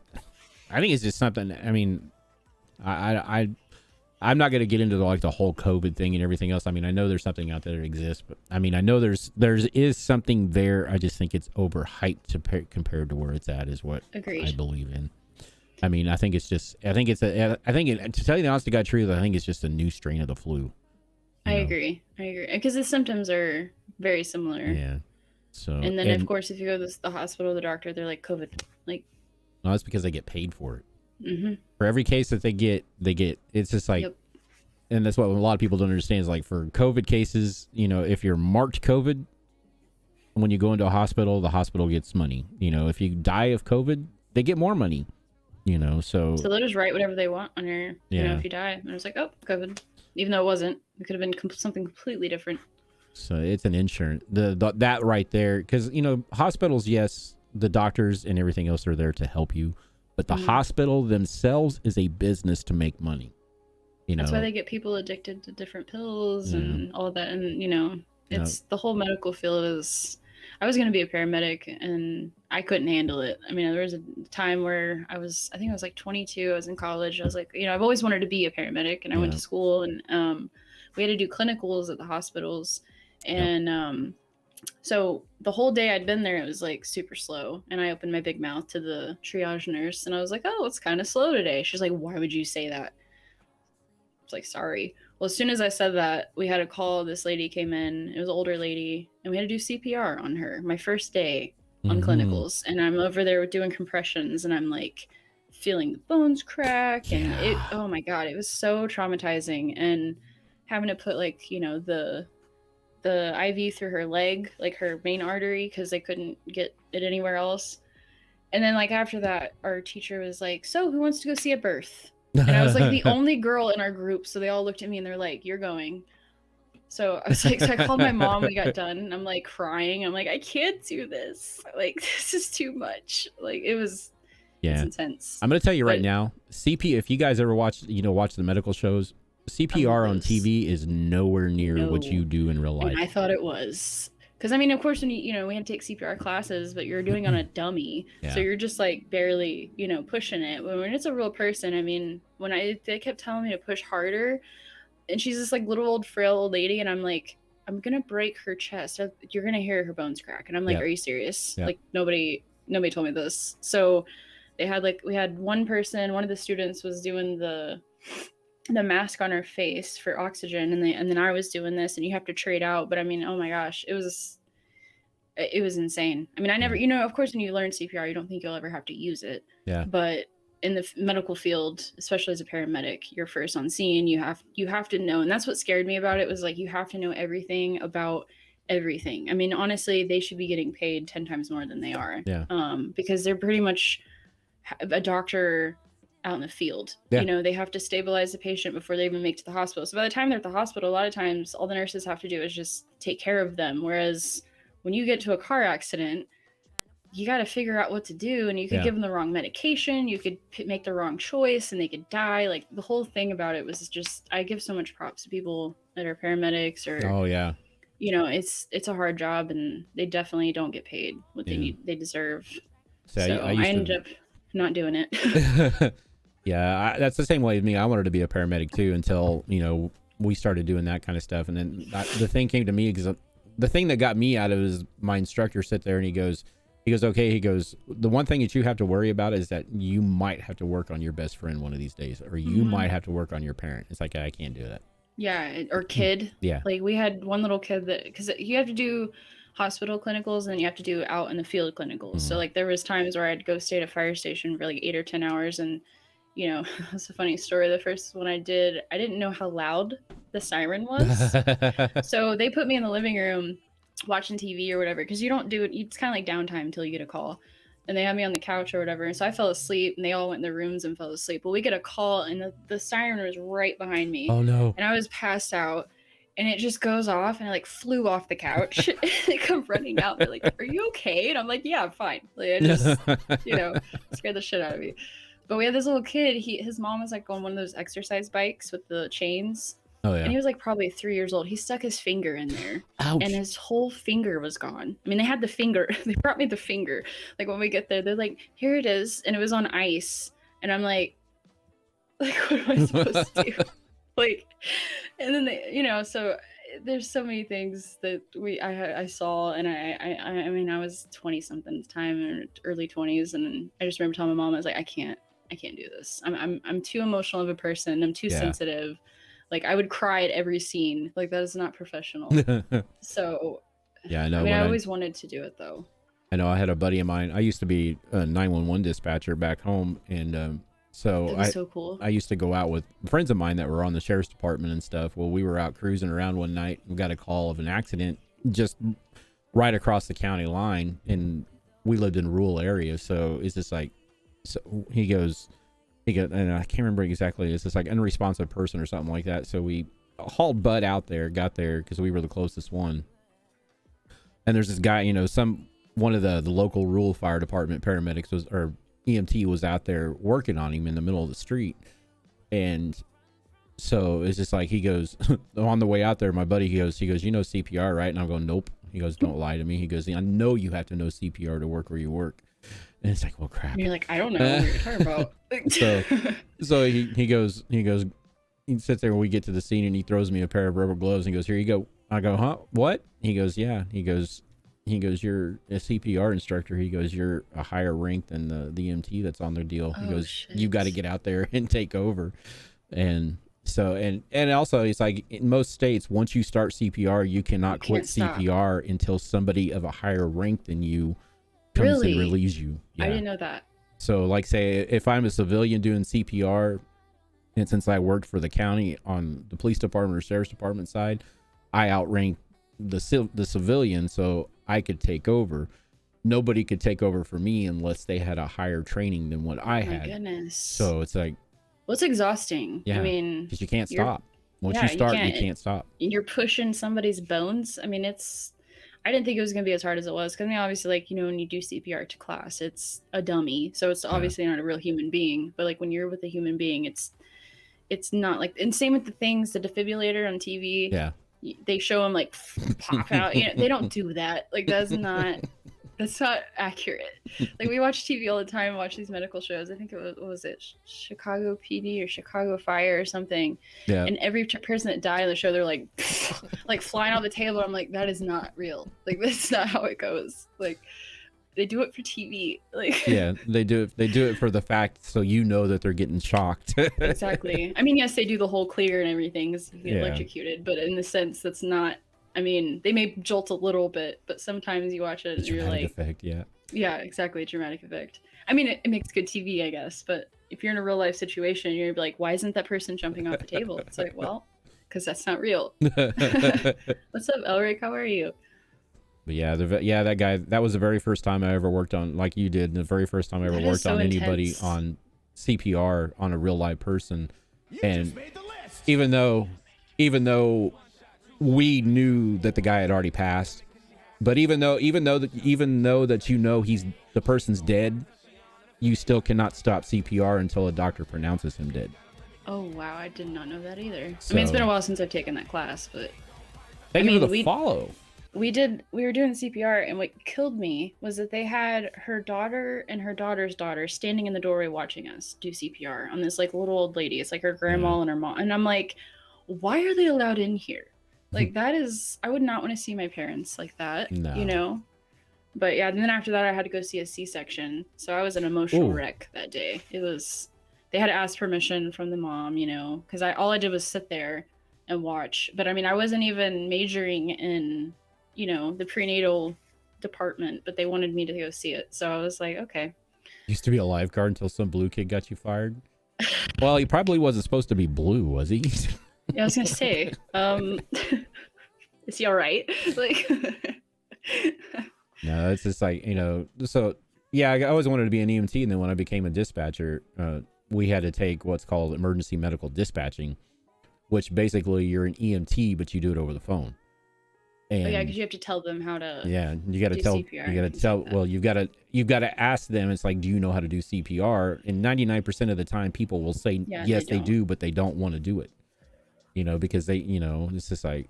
But I had save their life. Yeah, I had one lady call in where I lived in. We had a large Hispanic community that, you know, kind of spoke broken English. I know the biggest thing that I had was talking about a C-section and birth and stuff like that. Is I had a lady call in, and she called in 911, sitting there saying that she was going into labor, and she was bleeding. And I'm you know, the first thing is, it's like, okay, do not move. You know, right? Yeah, I have a deputy in the area. He'll be right there. And she's like, well, my door's locked. She goes, I got to get up and unlock the door. I go, no, stay put. I go, trust me, they will get in your house. Right, they'll find a way in. They have very many tools. I go, when you hear the door break in, they're in your house. I go, don't worry about unlocking your door, and we will fix your door for breaking it in, you know, blah blah blah. Right. But I kept, you know, trying to get her to understand not to move, because, you know, I think she was only like 8.5 months and she was bleeding, so that meant that she was starting to miscarriage probably. And so horrible. And so I was telling her, do not move, stay where you're at, keep your legs elevated, all that, just stay where you're at. And so yeah, when the, you know, you could, you know, to keep her on the line, you know, I could hear the deputies coming through the door. And so yeah, it's just like, that must be an intense job. It was. I enjoyed it though. I mean, I had one downtime, is like I had to go. It was like my last day on. We worked 3 days on and 4 days off, and then rotated out. That's 4 days on, 3 days off. But I was on my 4th day on, and I was getting ready to go my 3 days off. And the very last call I had for the day was the mom called in 911 and said that her child was not breathing and needed so, and we would just, it was back when 911 was still in infancy stages, the address reporting. So we were getting what's called enhanced 911s, where you could use cell phone services for addresses. But anyway, she was calling from a landline. Well, when they moved, they didn't switch their 911 service. Oh no. So I sent the ambulance to the address that was up on the screen for 911, and they're calling me, sitting there saying there's nobody here at this address. Oh my goodness. So I still had her on the line. I go, where is your address? Because your 911 system is not coming up. And then they go, oh, we moved. And so they gave us the right address. Well, when they got there, the child had already passed. Oh man. Drowned it in the bathtub is what happened. Jeez. So I had to go back home and my 3 days off, figuring out if I did something wrong, you know, what it had. Oh, yeah. So when I came back on duty, then, because I didn't live in the area, I drove home. I was 2 hours away. 2 hours. So when I came back to work, you know, it's just like, I go, what happened? They go, don't worry, it's not your fault. You know, the mother had left the child unattended in the bathtub and went and done something for like 20 or 30 minutes. So the child was already passed before she found them. So it's like, but it's things like that. Yeah. So it's just like, you know, being an EMT or, you know, handling dispatch, you know, it's crazy. So yeah. I know nursing and doctors still have, you know, a lot that they deal with too. But I mean, when I actually saw like a firsthand glance at like just how much paramedics do that don't get the appreciation that they should. Because I mean, like I said, you're first on scene. You have to know your shit. If you don't know what to do, this person can die. And like, they teach you that too, like in school, in the class. It's the first chapter of the book is mental health. If you have issues with something, you need to go talk to somebody. And I was like, why is this the first chapter? But then once we got into it, I was like, okay, that makes so much sense. Because I mean, we were learning all kinds of stuff and stuff I would have never even thought about, you know? Yeah, it's and I would blame myself if I was in that situation. I'd be like, it's my fault this kid died because they went to the wrong address, you know? Yeah. Oh, I did. I was freaked. You know, I could not sleep, eat, or nothing for like 3 days. I mean, the director of the center was a friend of mine. You know, I'd text her and she goes, well, we haven't found nothing yet. She goes, I'll let you know, if anything comes up. But and of course, when they say, it's not your fault, you're like, yes, it is. Don't say that. Just say it. It is my fault. But then, yeah, they ended up charging the parent with neglect, and she went to jail and all that crap because she was the one that was at fault for leaving the child in the tub. So nowadays, like if somebody calls and like say you get disconnected or something, they know where you're at from cell phone towers, or how does that work? Depends on where you're at. Some of the bigger cities, I mean, some of the cell phone towers are still kind of choppy, but yeah, you can dial 911 from your cell phone and they can pinpoint you within a 100-mile radius. Yeah, not 100 meter radius. That would have sucked back then not having that, because like, when it first get disconnected or when they first started doing 911 on cell phones, it was funny because I lived in rural town in Kansas, in southwest Kansas, and on a clear night when it was clear, no storms, no nothing, about 2-3 o'clock in the morning when all the like microwave activity. You've got to know like the whole, when you're doing that kind of stuff, you go through a whole class of understanding radio waves and all that stuff there. Dang. And so it's just like when there's no cloud cover it's clear skies. Radio waves can travel far distances, Right. and the current, local signals are broken up and stuff like that, but you can like pick up things from like miles and miles away from different departments and stuff. Oh, Well, wow. same thing with cell phones. Back before they got it fixed, somebody could call 911 on a cell phone, and depending on whether elevation was to where you were and how the atmosphere and everything else was, we were getting calls from Colorado. What? In Kansas? Yeah, we were What getting the hell? we were getting 911 calls from Colorado. It's like they were sitting there trying to give us, they said, well, there's this car accident, blah blah blah, and it's like, okay, what's your location? And I go, I don't know. They're like, I'm a mile marker such and such, and it's like, okay, that mile marker don't sure? exist.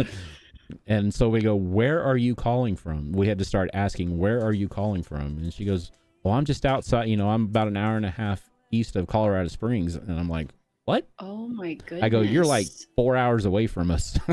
Why? I'm surprised it traveled that far. That's nuts. Yeah. It would be real funny because some of those nights we could get on our high band frequency and we could talk like 6 counties over. What? And I had a niece that worked in a dispatch center in about 3 or 4 counties over, so we would talk to each other on the high band every once in a while. Funny. Team of cops burst on my friend's house all night because they got another person. Narrowed it down at the house in 2 neighborhoods. Yeah. Oh wow. Yeah, the E91. Yeah, they've got them in the bigger cities. They've got them pretty much down to where,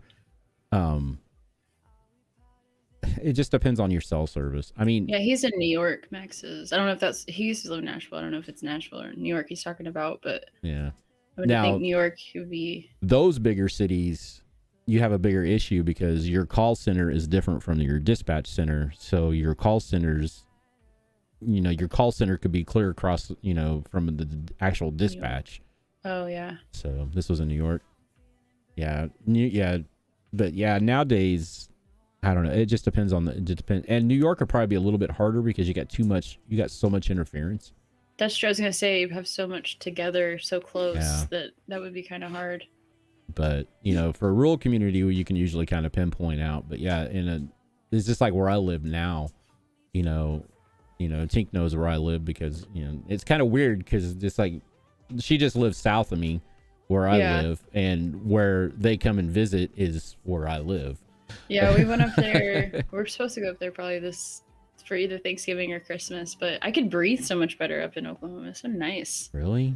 Yeah, it's weird. If you come down here, like on top of the humidity, I don't know if it's all the trees down here or what it is. My allergies are always, my nose is constantly dripping. Well, didn't you guys come up in July that one time? Wasn't it June or July? Yeah, we did. We came up in July. And then I'm trying to remember, because they moved like 2 hours away. So, I mean, I forget the town it was in, but I love Oklahoma. It's so pretty up there.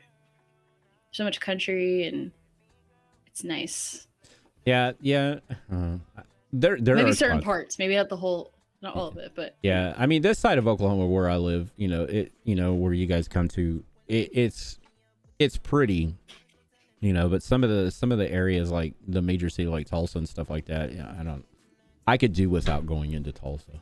yeah. And same down here, like going to Houston, I dread it. It's miserable. It's like too many people and traffic, and it's not fun. And of course, where I live, it's growing, so Yeah. it's like my little small town is not a small town anymore. Oh, but- if you haven't been here since that time, we're up here, it's grown a lot. The housing neighborhoods are like booming. The businesses have increased. Yeah, that's how it is here. But It sucks. Like, I need to get to work, people. It used to take me like 10 minutes, now it takes me like 30 minutes to just get to work. Oh God, I know. It takes me 20 minutes in the Sucks. morning. 20 minutes in the morning. More people keep moving here. I'm like, go. Like, we have enough people. We're full. Like, Yeah, it takes me 20 minutes in the morning to get to work and about 45 to get home, doing the same route, just because of traffic. Yeah, it depends on. I have 2 routes I take sometimes, depending on, because we have construction and all the time. Yeah. So it's one of those things. They start a project and then they don't finish it, and then they start another one and then another one, and so then before you know it, like the whole road is just, it's a mess. Yeah, we can always tell when it's construction season in Oklahoma because the new state flower is the yellow cone or the orange cone. That is actually the unofficial state flower of Oklahoma is the That's orange funny. construction cone. Yeah, when we drove up there was a lot on this one road. I can't remember what it was, but it was the whole way. It was just road construction. And then we came back a year later and it was still there. I was like, what? Yeah, Like, it never goes. And when they finish one, they'll figure something else. It's just like, I mean, the same road they've been working. I've been here for 10 years, going on 11, and they've been working on the same area every year. It's that's just like crazy. You do have casinos up there, though, which is nice. Yeah. I mean, it's nice. It's probably not good, but lose too much money. I don't know. I don't go. I mean, We went on Christmas Eve last year. That was fun. It was a lot of fun. His sister put like $100 in a machine or $20, and she won like $200 and something. Like the first machine we walked in, she did that, and we were like, "What?" I'm never that lucky when I go. I always lose. Yeah, I always lose everything. Like we went to Vegas for my 21st. My parents took me, and I brought I think I had like $400 or $500. It was gone like the second day, and I was like so depressed about it. I was like, because everybody's gambling at different machines and stuff, because we had a bunch of people in our group, and I was like, okay. And so I like put money in the first machine I go to, and I like lost it all. So I was like, stupid ass puts more money in there, more money, and then before I know, $100 was gone, and I'm like, why am I doing this? Like, this is. You want to know the secret of a casino? What? Do you realize the reason why casinos are dark? Why they have no windows? Never thought about that. Because they don't want you to see what time it is and how long you spent in there. Because it's a time deception. Oh, and it's cold, so it keeps you awake. That makes sense. They also pump it. They also have oxygen machines that pump it full of oxygen 24/7. I did not know that. That makes a lot of sense now. That's why when you go to a casino, you never get tired. I always wondered that. Because they're constantly pumping it full of oxygen to keep you awake. That makes a lot of sense. So yeah, I learned something new today. Little secret about casinos. It's all a scam. No.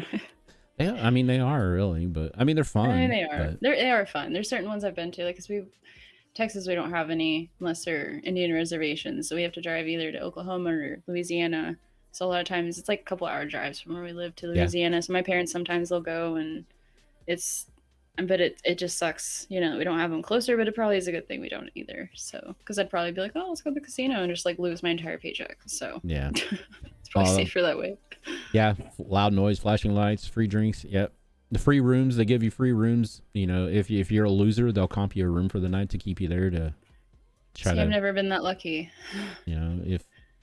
But yeah, or if you win, if you start losing and then win a little bit and then lose, they'll give you people play that too. People will play that on the casino because they know that happens. Really? So, yeah, because you can get free rooms. I used to work with a guy down here where I work. He used to do that. He used to go up to the Hard Rock, and every weekend, he would win a little bit and then lose, and they'd comp him a room because they want him there. They want him there to play. Yeah, my parents they've been going to Vegas since they got married, I think. Yeah. And the first time they ever went, they went for their honeymoon and won like $10,000. It was nuts. Wow. And so they like go every year, but they'll get free rooms all the time. And I'm just like, I want free rooms, but I don't gamble enough, I guess. So they don't send me anything. And I'm like, I went once. I deserve at least one room for one night. But the you play 8 hours a day. Yeah, that's why a lot of people go to those those bigger ones in Vegas because Vegas is it's like a whole nother world. Yeah, it's not cheap there at all. Yeah, they'll give you a penthouse. I didn't know that. Yeah, they'll give you one of the big rooms up to, I mean, maybe not like the top penthouse, but they'll give you they have a section set for those kind of things. I mean, hotel. I used to work in the hotel thing in the industry, and comping a room, you're not going to lose any money comping a room. Trust me. Yeah. Because I was always wondering how they made money, but then I was like, well, it's a casino. Obviously, they're making a killing. So a free room is like chump change probably to the hotel. Yeah, because when I used to run a hotel, my main manager told me, he goes, as long as the lowest you can go on a room is $29, because our base rate was $89 a night, and he goes, the lowest you can go on a room is $29. Oh dang. So it's just like, you can comp one room, sell two rooms at big price, and you can make up that $29 real easy. Yeah. Yeah, Vegas was so expensive when we went. And I And all, remember we stayed, I think, at the Rio or something, and at that time we didn't have Uber or anything. So like if you had yeah. to go from where we were to just downtown Vegas, it was like a taxi ride and it was $40 for like 5 minutes. And I was like, what? Like I should have walked. Like it was so crazy expensive. But it's Yeah. so cool though, just to like go to like one time just to kind of experience it. Yeah, But I've never been to Vegas yet. I mean, I've been through Vegas, but not to do anything, just kind of like drive through, and I flew yeah. over it, but I've never actually been there. But yeah, it's on my bucket list to go one of these times. I really want to go, just to go, not to gamble. I just want to go for the history because I'm a I history mean, you buff. could go just not even. I didn't obviously I didn't gamble the rest of the time because I lost all my money like the first 2 days. But they had like a roller coaster at New York that I did like 3 times, and Yeah, I'm good with I would that. do all like the fun stuff is what I wanted to do. I didn't want to gamble. I like walking around, seeing the different hotels, and we went and saw a comedian. I forget who it was, and then my mom did a thing for my birthday. It was like a four clubs in one type thing on a bus. So we would like hop club to club for like an hour or two, and that was pretty cool to kind of see, the different hotels and clubs, but not actually stay the whole night there.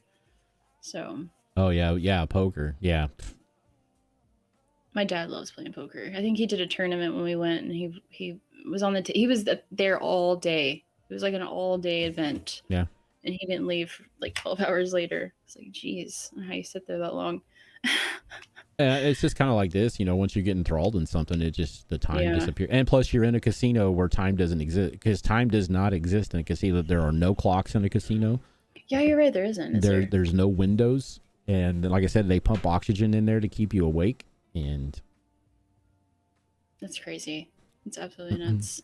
I didn't know that. yeah, Makes sense now, but yeah, but just like like, you how said, am I still awake right now? Like, yeah, that's the reason why you can walk in like at 2 o'clock in the afternoon and be there for 12, 15 hours and not realize you've been there that long. Because unless you have a watch on your hand or something, pay attention to your cell phone, you have no idea what time it is, because I hate blow money like that. Like I like, anyways, when I do shop, I get like deals for the most part. Yeah. So like going and just putting money in machines, like throwing it away is hard for me. Like I can't, like I have to set a limit. Then I'm like, all right, we're done. Like I can't, no more. Yeah, because I think even when I first went to a casino, I think somebody gave me like $5 in nickels to play the nickel machines, and I won $20, and after I won that $20, I walked away. It's like, nope. Yeah. See, I have to do that. Like I should have done that when I first started to like go gamble, because I like won $200 on a machine and I just kept playing on it, and then it was gone. Yeah. I'm like, dumb. You should have freaking cashed out and left. But Yeah. everybody was playing, so it was like, my whole group I was with was playing, so it's like I kind of felt like I had to keep going. So yeah, that would be something for me. It's just like, if I won big, like the $10,000 or $15,000 or something like that, it would probably be hard for me to walk away, because I think I won this, I could probably win more. It's just, yeah, my mom, she'll go on a machine and like play on it all night, put all this money into it and win and lose and everything, and then she'll get off the machine, somebody comes up and plays and they win like $50,000, and she gets so pissed because like on Facebook they'll post the winners the next day, and she's like, I was on the machine all night, didn't win anything hardly. Then someone walks in, because people will watch you. Oh yeah, it's weird. They'll stand behind you while you're playing, and then they'll come up when you're done, because they know you've been feeding the machine all night. Yep. So all they have to do is put in like $20, and then they win the jackpot. It's crazy. Oh yeah. So yeah, the vultures. Yeah, they're vultures. yeah, man. that's what. Yeah, we went to the casino up in Oklahoma. My boyfriend never been. We took him for the first time. And we walked by and I was like, vultures, or I said something, stalkers or something. He's like, what? And I was like, they watch you like all night until you get off, and then they jump on there and win. He's like, really? I'm like, yeah. Yeah, once and the slot machines the slot machines need warmed up. So if you sit there and play a slot machine for 5 or 6 hours and it doesn't win, the next time somebody goes and plays, it'll win. Yeah. See, I like slots. I don't really do card games. I'm not good at those. I mean, I played black. The very first time I went to like I said, I take it back. I've been to a casino twice. We went up one Thanksgiving with some family and played blackjack, and I put $10 on the table, and I won my 10 plus I think 15 back. So it's like, okay, I'm done. Bye. Yeah. And the dealer's like, what? No. Come. I go, no, I'm done. Bye. Yeah. Cash me out. Well, the minimum bets in Vegas are insane. Like some of them are like a minimum $100, and I'm like, yeah. all right. Yeah, Like, you got to watch some of those, especially yeah, the hold'em tables, man. Yeah, yeah. their bets are. I mean, they got different ones, but yeah, it's you can get in trouble big time. Those double up I the was, cost. oh Oh dang. no. Oh, see, that would be my look. And then I would just be like, all right, I'm going home. Like, Yeah. I'm not a Yeah. very good loser, so especially when it comes to money, it'd be like I lost $100. I'm like, oh, I done. I forfeit. Yeah. So what do you got planned for the future? What's the future for your stream? Do you have Oh anything set man. up?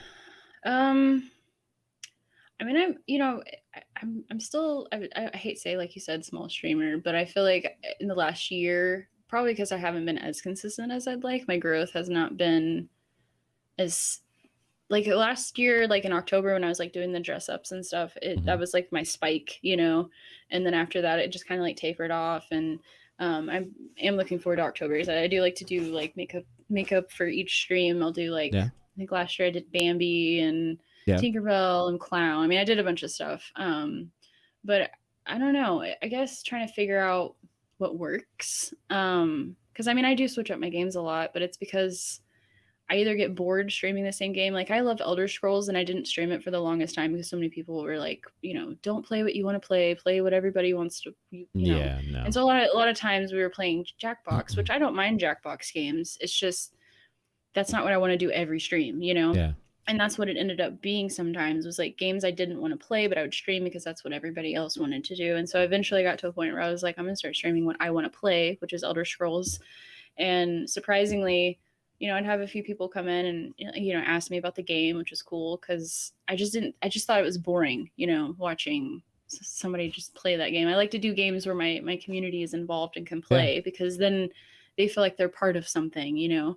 Um, but I don't know. I mean, I do enjoy Twitch. There's been times where I've contemplated if I'm on the right platform or not. Because I mean, there are times where I want to talk about my weight loss surgery or things that are specific, and I don't feel like Twitch is necessarily the platform for that. Um, just because it's a gaming to me, it's a gaming platform. I mean, I Yeah. know there's a lot of Yeah. things on here that aren't gaming, but in the visual sense aspect, it's all gamers streaming either games. So, but me personally, like I can't sit and watch somebody play a video game for 8 hours. Like that's just personally, it's so if I have people watching me, I want them to be entertained. You know what I Yeah. mean? Like Oh you're yeah. taking time out of your day instead of watching Netflix to come hang out and watch my stream. So I want my community to feel like it's something worth, their time. Um, it kills me when I go in people's streams and I say hi or something and they don't even address the chat. And I'm like, Oh yeah. literally, what else are you doing? You know what I mean? Like this is why you're here is to build a community. If you're not talking to those people, then what's the point? You Yeah. know? So, but yeah, I mean, I've just been kind of talking, I'm on Twitter a little bit more active now and Mm-hmm. trying to reach out to new creators and kind of to expand that, I kind of like keep to myself in this little circle. And I guess sometimes I need to branch out, probably make more content on other platforms. I want to do YouTube videos, but I don't know.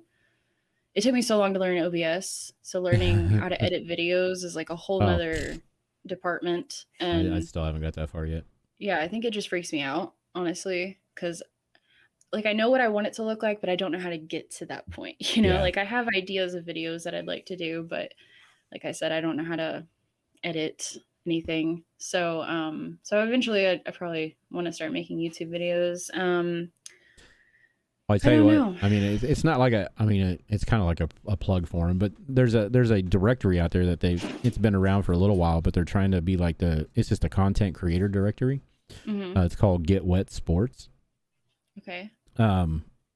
I don't have a command for them yet, but I'm working on it. They're going to be giving me some I think they're going to be making me like some commercials and stuff like that to run every once in a Oh, while. that'd be But cool. Yeah, I um, like made a cheesy one on like one of those websites, so you get like a free trial or something. I made a video intro, and then it had like their giant name on the front of the video, and I was yeah, like, I'll pay the $4, but like, it was so bad. So I need to learn how to edit videos. I mean, it can't be too hard, but it's not like streaming where you kind of just start your stream and just talk. Like YouTube is you have to clip things together and it has to flow, and it's just so much that Yeah. I haven't learned yet. No, yeah, it's I watch these people. It's just like the intro video for my for when I became a partnered on for Glitch. He did it. I submitted it. I think he got it. I got my entire thing like put together in like less than 24 hours. Oh, nice. And I'm like, dude, how in the hell do you do that? It's just like, do you ever sleep? Right. But yeah, he like put it all together and everything. And because I sent him like 20 some clips to go through, and I'm like, dude, I can't even fathom doing that. My cat is like running around wild. Oh, that's all right. I got dogs over here scratching. God, she wakes me up in the middle of the night all the time. She's just nuts. She climbs in the blinds, and it's like she takes my ponytail holders and walks around the house with them and loses them. So I had to order more because I have no idea where they are. But I put the link in chat for that Get Wet Sports. Okay. What it is, you can just sign up for it, and they pull people in every so often to put on their directory, but it's just like a big directory of a bunch of different creators. And it's like I said, I think like every Tuesday. I don't know how long of a list he has, but I know he's got. I mean, you can get in there and get signed up and everything else and get put on the list. Yeah. And then when he starts going through the list, but you can also find other people in there that do things, like what you're gaming and stuff like that, and different I'll things. check it out. And that's for anybody in the chat. Get What Sports is. I mean, they've helped me, meet some new people and stuff like that. And I mean, you can also pay to get put on what they call their premium directory and stuff like that. And it's not really that expensive either. I think it's like $25 every 3 months or 6 months or something. But yeah, I think a lot of my community I've met honestly through Twitter. Because before Twitter, it was a hard time. It was hard for me to get people to come hang out, and then I would just start, people post on Twitter and I'd comment on their posts or something, and eventually it just turned into like they join my Discord and then they come to my stream and then we all start talking and we become friends. And so that's kind of just, it's been an organic growth with my streams and my channel and stuff. But I'd rather have that than, people that just don't really, vibe, I guess. Well, and that's what this here. There's also one, the link pops up every once in a while. It's GG's TV. That's another networking. It's actually GG's TV is kind of like a Twitter for gamers. Okay. That's all it's in there is people that create content, game and stuff like that. You don't have to go through all this crap that's on Twitter just to find somebody that does something you do. That's cool. They have categories and things in there. I do not get, these are not paid promotional spots. It's just, I believe in these two platforms. Yeah. And so I try to get them out there as much as I can. I mean, I try to play a lot, like I said, a lot of community games. Like we played Among Us for a while, but then it got to a point where it's like we'd only have like 4 people show up to play, and then it was like we can't really all play with, So then, or Jackbox, another example. It's just hard sometimes to get those community type games to get everybody together for like the same time. So I mean, we've talked about playing this new one called Pico Park or something, and it's like where it's like your cats and everyone's attached with a rope and you have to get their obstacles together. So it can be really funny, like with a bunch of people, and somebody falls, well then everybody falls. Like it. Okay. Yeah, we've been trying to get a group together to play, but it's hard, But like I said the other day, we did trivia, and I try to switch it up, make it interesting. Some streams it's just me playing a game. Other streams we sit and talk. Other games, I started to do graphic designing one time, but it didn't really go over well. I mean, I was trying to show people how to make their own banners and stuff, so they're not paying for them. Yeah. But it's one of those things that probably would have been better as a YouTube video than it was live stream. Because somebody doesn't want to sit through sometimes 4 hours worth of a live stream to learn something. So, but yeah, I just try to mix it up. I mean, sometimes it gets hard to be creative, and think of new things. Like right now I'm trying to work on my stream room, and I have so much stuff that I'm trying to add to it, and I need more lights, and because it's disorganized right now. Like this whole section over here that you can't see is like just, things I don't need that I need to organize. But yeah, so I'm hoping that I can come up with some more fun stuff to do. But I do like to play with my community. My community is awesome. They're And very that, supportive.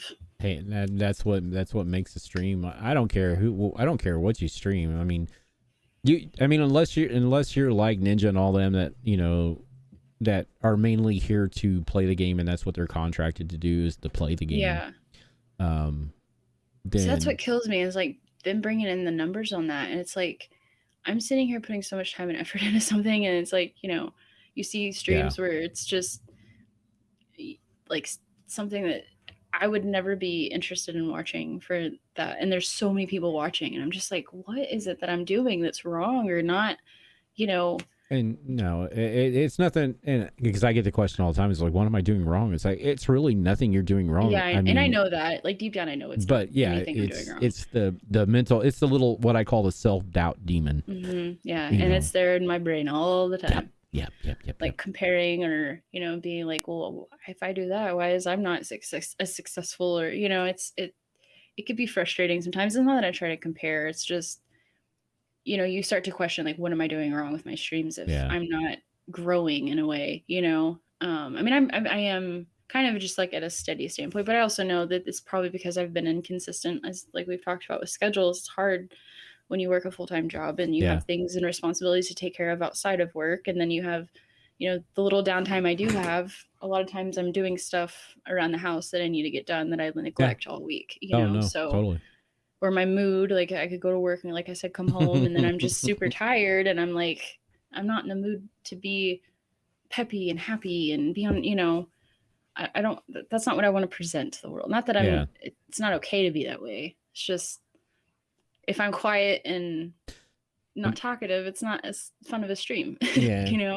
I mean, and true, and too, if you have like a community that understands that, they'll be okay with it. But catching somebody new come through, it's like I said, you got 5 seconds, minus the delay with Twitch, you got about 5 seconds to catch any new viewer that comes through. And that's a lot of pressure too. It is. You know what I mean? To like make sure you're constantly being entertaining in a way. I mean, I don't feel you have to be entertaining all the time, but like you said, the first 5 seconds, that's what somebody is seeing of your stream. And if you're not talking or you're not doing anything, somebody's going to leave, you know what I mean? And so then it starts to become like a self-doubt sort of situation, which I don't like that I'm that way sometimes, but I guess it's human nature to be that way, and or see somebody that started after you be more successful and you're like, I've been doing this for so long, and you're just like, what am I doing? What am I doing wrong? But I mean, if I could stream more, I would. If I didn't work full time, I'd probably stream a lot more. Oh, that's what I say. It's like, I could probably do good if I could stream during the day when, most of my people that I talk to on Twitter are on, Yeah, and that too is like a lot of the times that I'm on, all my friends are streaming as well. So it's like, or if I stream like at a random time on the weekend at 2:00 in the afternoon, I may not have anybody hang out. You know what I mean? Yeah. Because it's the middle of the day. A lot of people are doing stuff, so I usually stream in the evenings if I have time. But like my dogs and my cat, it's like a zoo over here half the time. So it's either the dog's playing with the cat or. I mean, I've had people tell me, that, with the whole consistency thing, it's not like the time. It's just like, pick a couple of days a week or something like that to where they know you're going to be on it those days, to where they can kind of look forward to.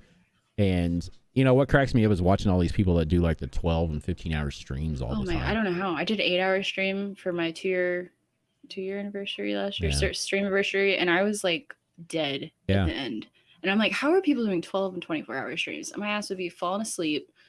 Like, there's no way. I just. But that's why I'm saying, they do. I mean, I could see like doing them for an event, or for something like that. For the event, But I see people doing them. It's like they're always scheduling. It's like, oh yeah, we're on from 9 to 9. Monday, Tuesday, Wednesday, and it's like, why?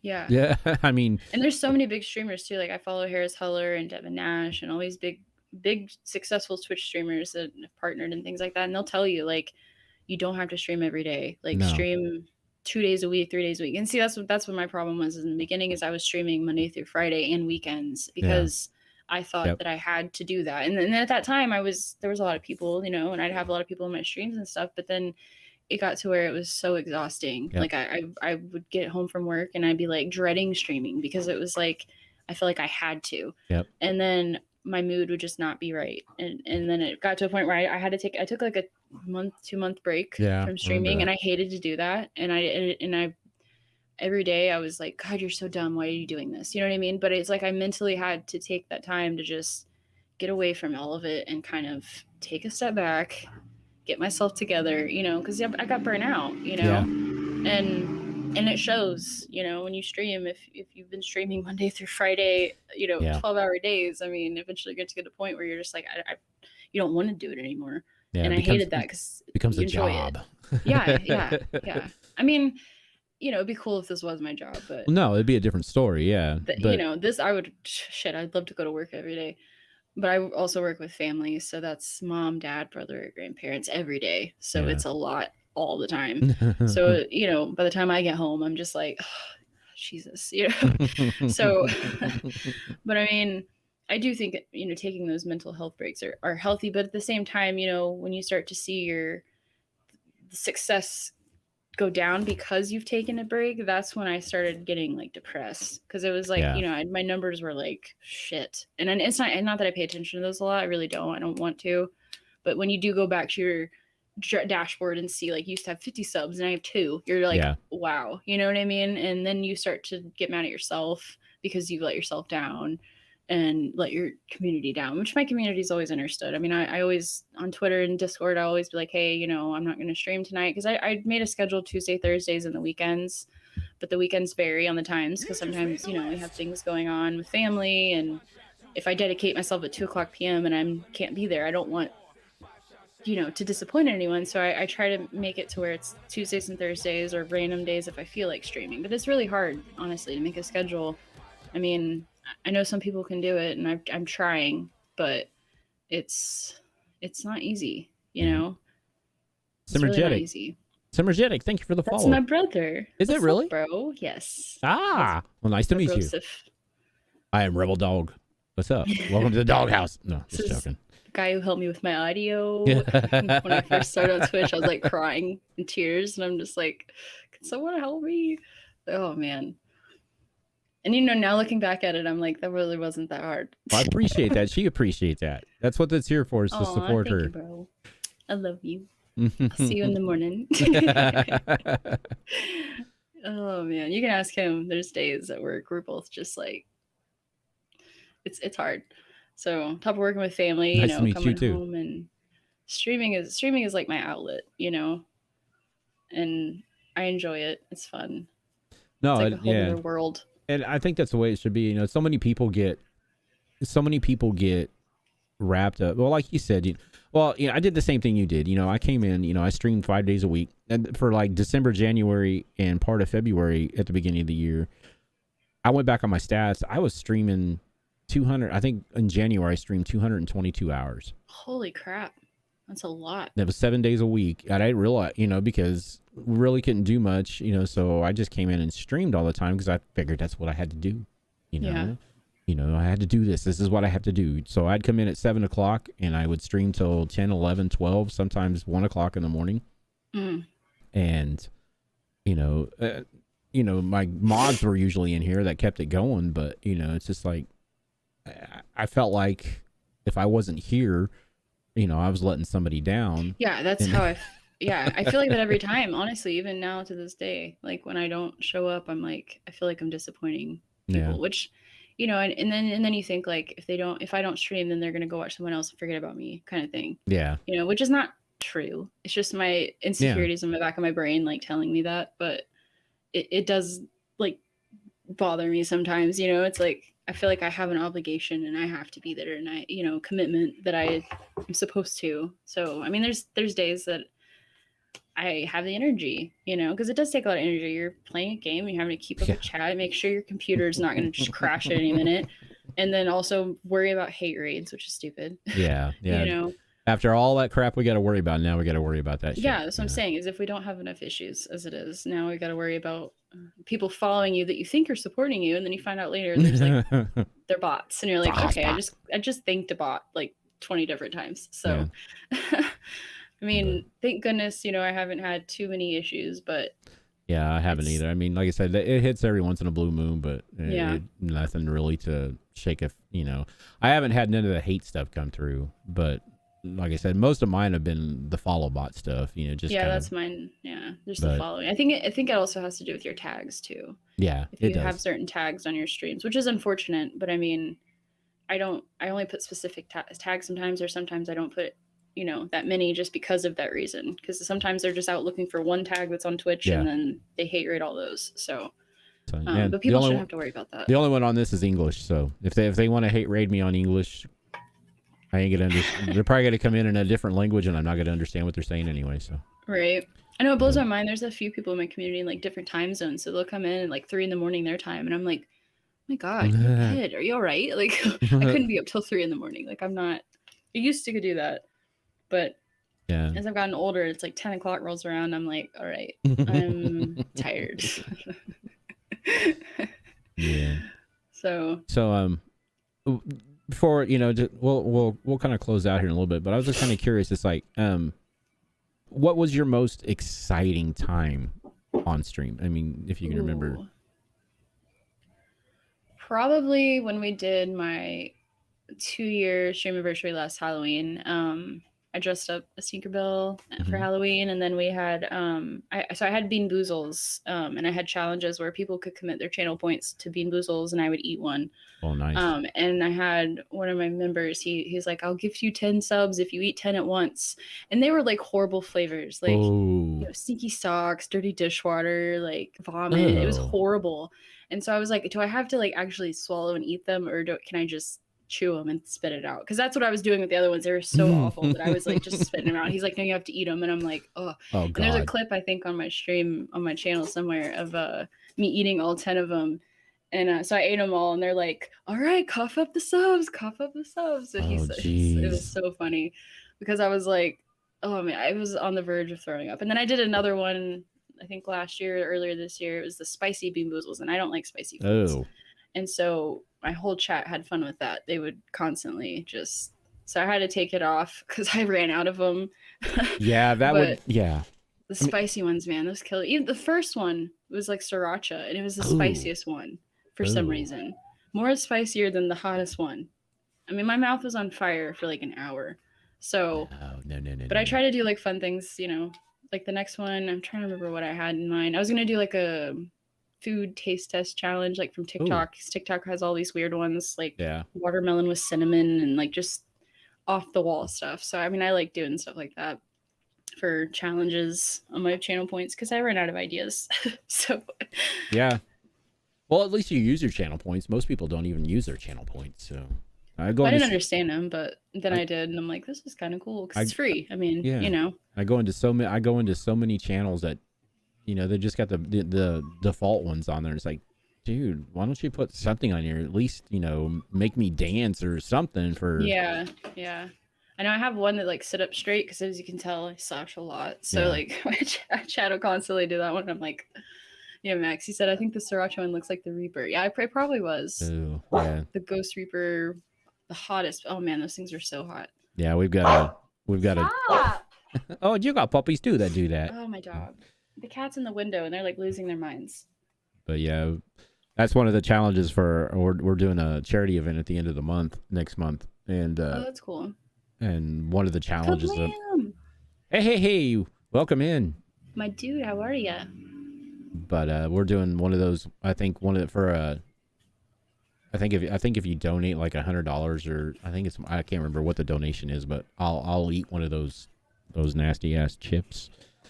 Oh yeah, I want to do those. Yeah, I want to do those too. The spicy chips or just the nasty ones. Yeah, the big. Yeah, I think another time I had a good time was on Max's stream. I wasn't actually streaming that night, but we had a group of 10 people play, 10 or 8 people. We all played Jackbox games for charity, and we were just I was just chilling in Discord with everyone talking and stuff while he streamed, because it gives me so much anxiety having to stream, play with other people, and focus on the game. It's too much at once. Oh yeah. Like, I get overwhelmed, and then I'm just like, I just ended up just playing with them. That was a lot of fun. We had a lot of fun with that. We raised, I can't remember how much money for it, but that was probably one of my favorite, I wouldn't say streams, but I've met a lot of good people through streaming, especially on Twitch. I mean, Oh, I had a few on Mixer, but I mean, once I got to Twitch, everyone was very welcoming, and I've met some really cool people online, and hopefully, maybe I can go to TwitchCon next year. I Maybe if I know. I'm can glad they save up brought that enough money. back. But Yeah. I know they didn't have it this year. I don't think No. because of COVID. Yeah. They. Of course, it's in San I mean, Diego. they So opened PAX up. They had a PAX. They had PAX West this year, which I didn't know nothing about until after people goes, "We're at PAX," and I'm like, "What?" oh shit. So yeah. So they're opening PAX is back up. So we'll see. I'd love to do like a meetup or something. I Yeah. know Raven had planned something last year. I don't know if they ended up doing it, but it was something where um it was in Florida or something. But I mean anywhere from Texas is Oh. far. So Yeah. It was at the the con, one of his cons. He was talking about it. oh, okay. Yeah, they were supposed to meet up. I think a few people met up down there, but it wasn't like what he was, wanting. But I think from what I understand, I think he said he had another one planned Oh, okay. out. So Yeah, I'd like to do one. It's just, raising the money for the tickets and yeah, this hotel, and I mean it's not cheap, but I mean it is also unfortunate too sometimes because like I had a lot of people in our community, and then you stop playing a certain game and it was just like they're yeah, gone, you never see yeah, them again. And I've messaged some of them like, hey, are you, how are you, because I mean I haven't seen them in a year. But I mean it kind of sucks, like if you switch games a lot of times those people don't want to watch what else you play, and yeah, that's challenging because I mean I get bored easily with stuff, and so I always swap around. We do trivia, we do games, we do random stuff. It's not like I'm one of those, I'm just an Elder Scrolls streamer. I'm a variety streamer. yeah, So, and then I hear people talk about that community. Some people just don't want to watch certain things, and if you don't play the game they want to watch, then they just peace out, and yeah, it just sucks because I met some good people that way. But like I yeah, played House Flipper for a while, which I don't know if you've heard of that game. yeah, yeah. Yeah, I love that game. But like one of my community members came in and they're like, why are you cleaning a house? Like, what kind of game is this? And I was like, it's fun. But they weren't interested in that. So then they're like, where's Elder Scrolls? And I'm like, listen, I play a lot of different things, but They because I even can't have just play one. they even have one out there now. It's your pressure washer simulator. You sit there and all you do is pressure. What? Yeah, you just pressure wash decks down and houses down and. Oh, yeah, they're coming out with a luxury flipper next. It's like mansions and stuff. I'm so excited. Ooh.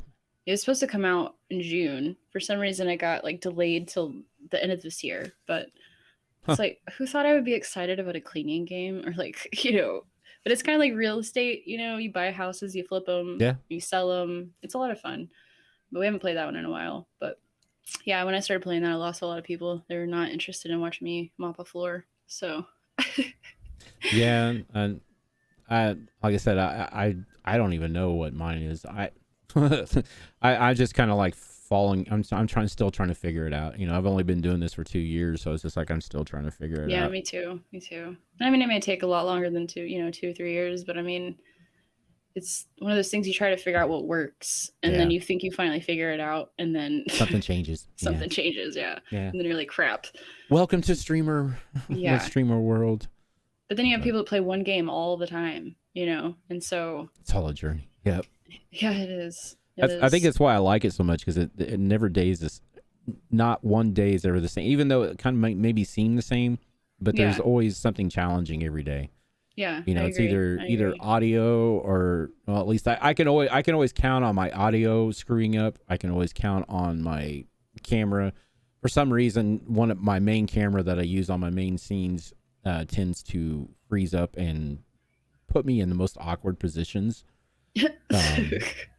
But I think I got that fixed. I think it was a cord. I think I had a cord smashed together, and every time I moved my desk, I think it would splice that cord.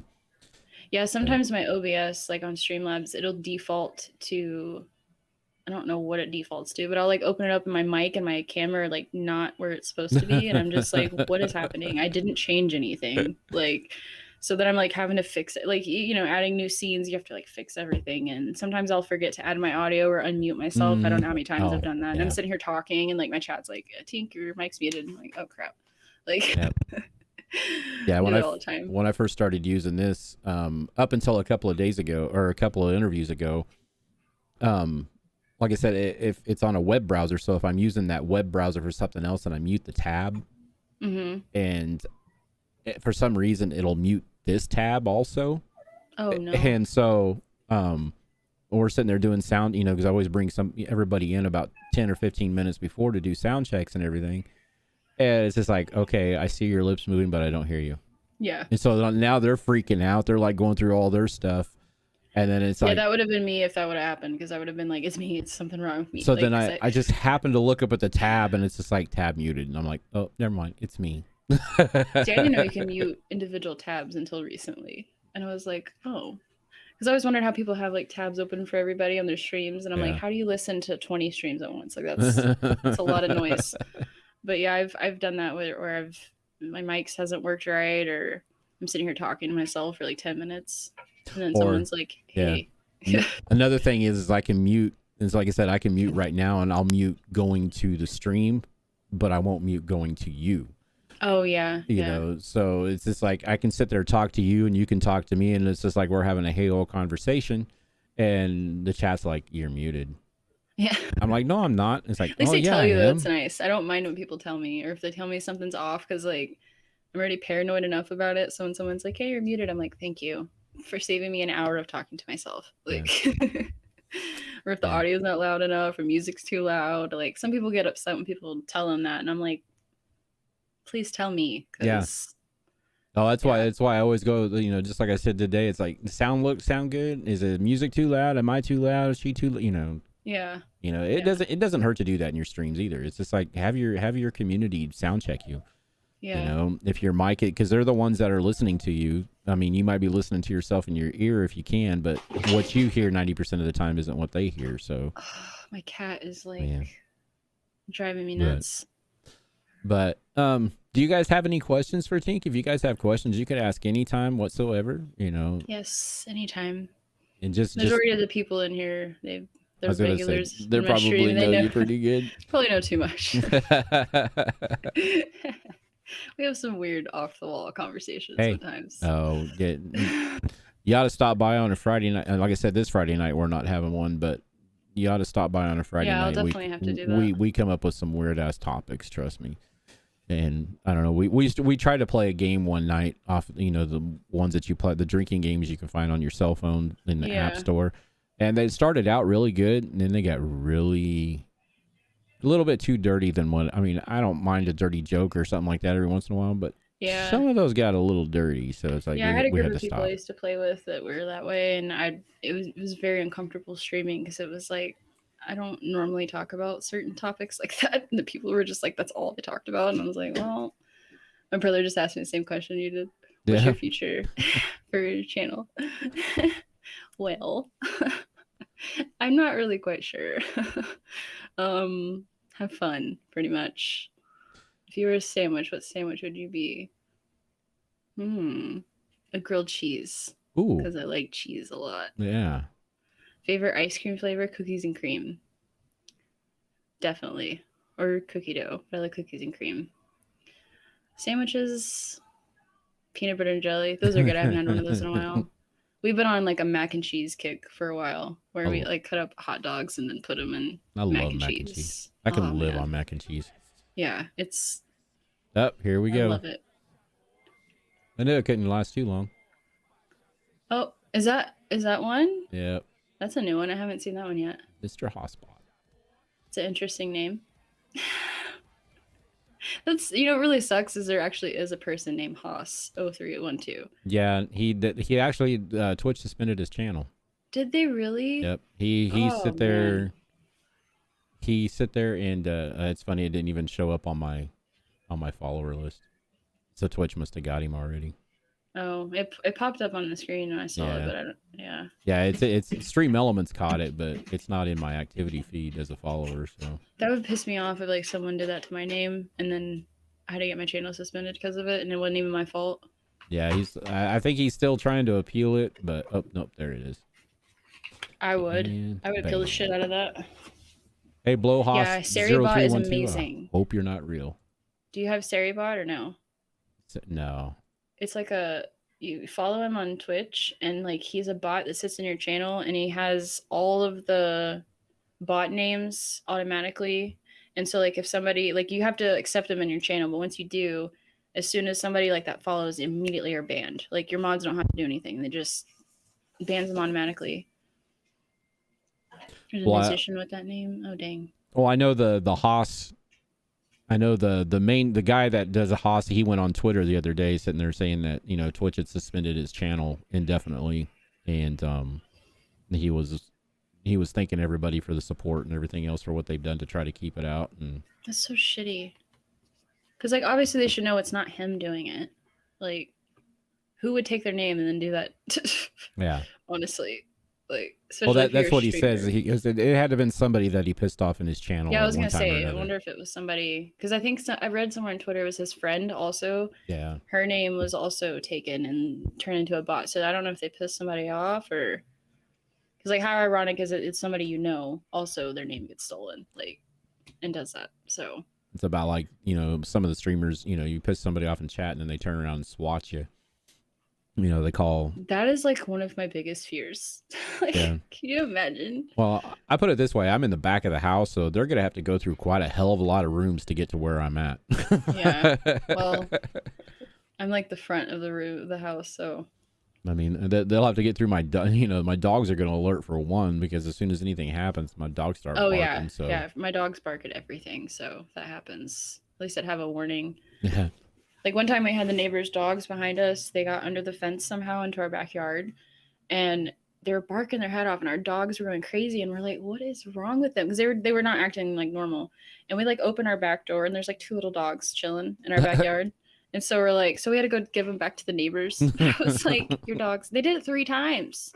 And then they ran through our fence and went out the front and ran to the road. I was like, oh my God. Scary. But I had fun. This is fun. Yeah. Like I said, it kind of gives you a break from having to worry about, making sure everything's running right. Because I know you sit there and everybody asks the same question. It's just like, what do we talk about? What do you do this? And it's like, no, it's just unscripted. We just sit and chat. It doesn't matter. You can talk about your life. You can tell me beforehand what you don't want to talk about, and I won't bring it up. And well, it's like one of those things, like for me, watching a new TV show or movie, if I've never seen it before and I don't know what's going to happen, I'm always like asking 20 million questions. And my boyfriend's like, I don't know. I've never seen it. So I watch the same shows over and over again because I already know what's going to happen. Yeah. Like Shameless, I've probably watched 10 times because I know what's going to happen. But like new shows, I'm like, I just, the anxiety of not knowing. Yeah. So like when you asked me to do this, I was like, do I have questions that I talk about? Or like, I just, the unexpected is... You just never know. So that's why I asked. I'm sure it wasn't the first one. No. Yeah, everybody asked me the same. That's why I'm saying. So now when I put out the invitation letters, I sit there and say, this is unscripted. We just go, it's just like I was telling you earlier about, as soon as they confirm a time, when they came on, they were like, well, what do we, she goes, what did she write me? She goes, it doesn't really matter. She goes, I'm just kind of curious about, when I invite my staff, what when you're going to talk about, because some of my staff don't like to talk about certain things. And I'm like, we don't have to talk anything personal. I go, we can just keep it straight business, Yeah. And I go, but it's just like, I told them, it's like, we just talk about talk about what you do for the community, talk about, if you want to talk about your independent channels, you can talk about that.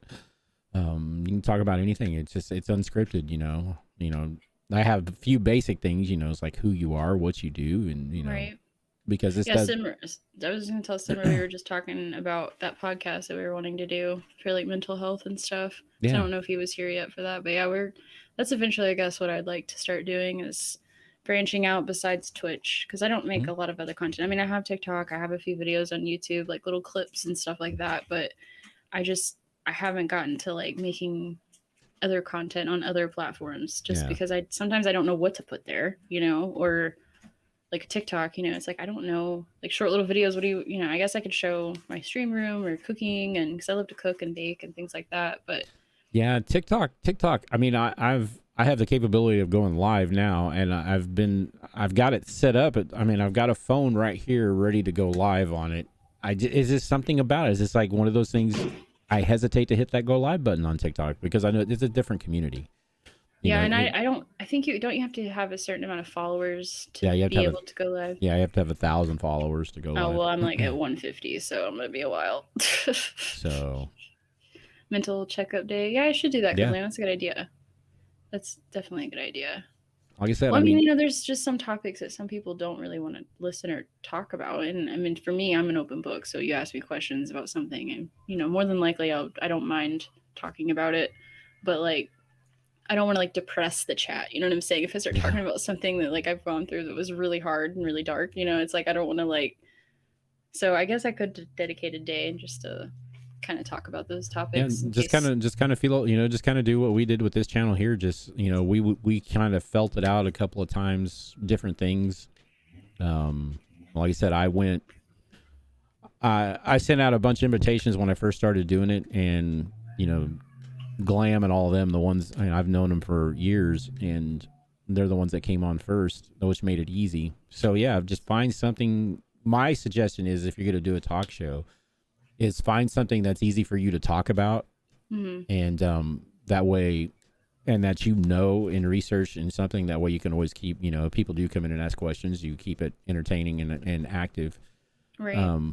But just kind of, just like this here, I don't do it for the viewers, because for the view count. I do it for the viewers. Don't get me wrong. Sorry, that came out wrong. I don't do it for you. No, I don't do it for you. God damn it, I do it for me. No, I'm just joking. No, I don't care about how many views are in here, because what I mainly do for this is like I try to build it for you guys to put on YouTube, and it's much appreciated. The audio version goes up on Spotify. Apparently, if you're not on the rest of them, like Google and everything else, if you don't have enough followers or listeners, they kind of kick you off of it. That's dumb. But I am on Spotify and Anchor, but because Anchor is owned by Spotify. But I didn't know that. Yeah, that's how you get into it. You sign up for Anchor, and then Anchor sets you up. Somebody suggests me an Anchor, and I didn't know what that was. Yeah, Anchor.fm. If you sign up for that, you can start uploading your podcast right away. It doesn't cost nothing. It's a free service. Cool. After 50 consecutive viewers or listeners or whatever, it opens up sponsorship to where you can get paid for people to do it. But you can set up a subscription on there to where people can still subscribe to you to support the channel. But so Spotify, is that different? Like, as far as, can you just anybody upload anything on Spotify, or do you have to have certain criteria? No, you go through Anchor first. So it just uploads to Anchor and then goes, okay. Yeah, okay. Anchor's like your main platform, and then it will upload to Spotify because it's owned by Spotify.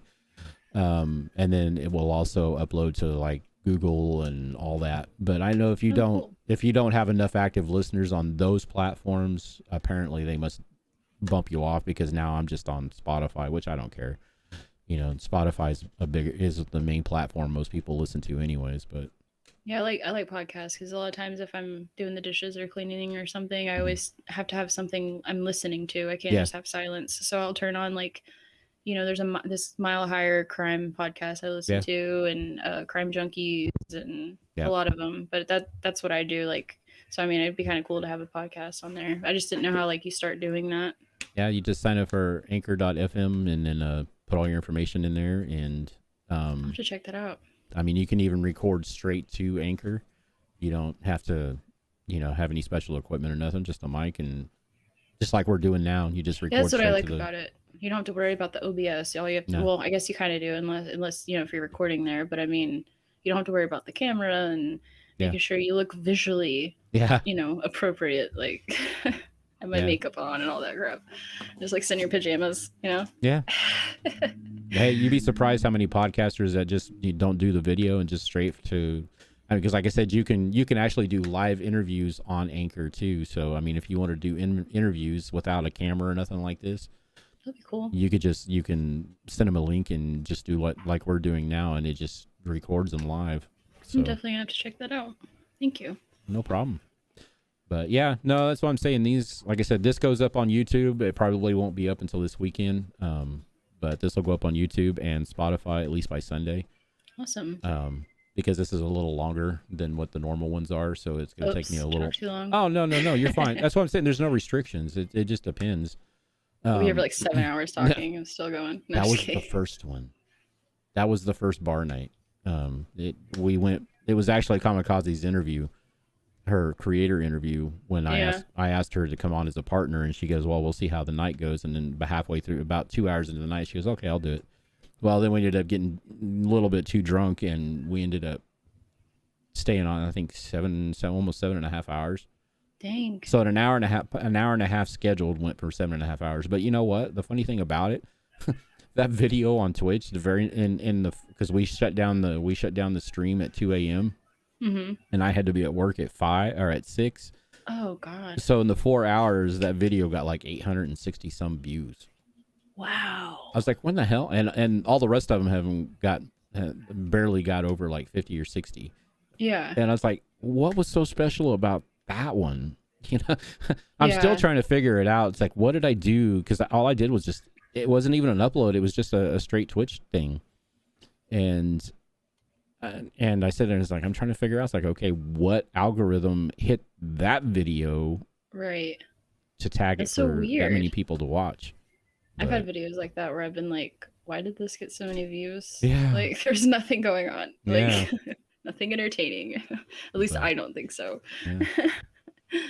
But, well, I'm going to let you go so you can take care of your dogs, and I'm going to get out of here too so I can take care of my dogs because they're back here driving me crazy too. And they're like, pay attention to us.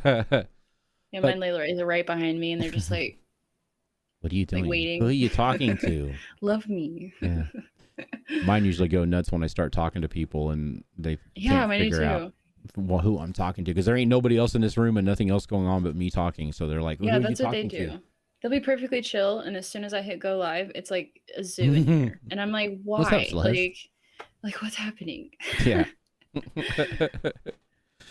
But well, thank you for having me. I had a good time. Anytime. It's nice to sit and chat about random topics and meet some of your peeps and hang out. Get to meet some of your peeps. Like I said, you guys are welcome to come back anytime. Yes. Like I said, hopefully. Oh, I made it to the end. Yeah, Celeste, you did. Hello. But I'll be on my channel here in a little bit, though. I'm gonna go live on it here in a few minutes. I thought about it depending on how late it was, but I gotta work tomorrow and it's already like 9:30, and I'm old and you know, I gotta go to bed. I usually don't go to sleep till I slept 6 hours last night, so I've got plenty of sleep to last so I'll probably be up till 1 tonight, like normal. Ooh, so late. Yeah. On the weekends, sometimes I'll stay up that late, but if I do that during the week, I'm like dead the next day at work. So I have to be an adult and cut myself off. Adult? What's that? Right, I know, right? What's adulting? Oh, thank you. She is amazing. So nice.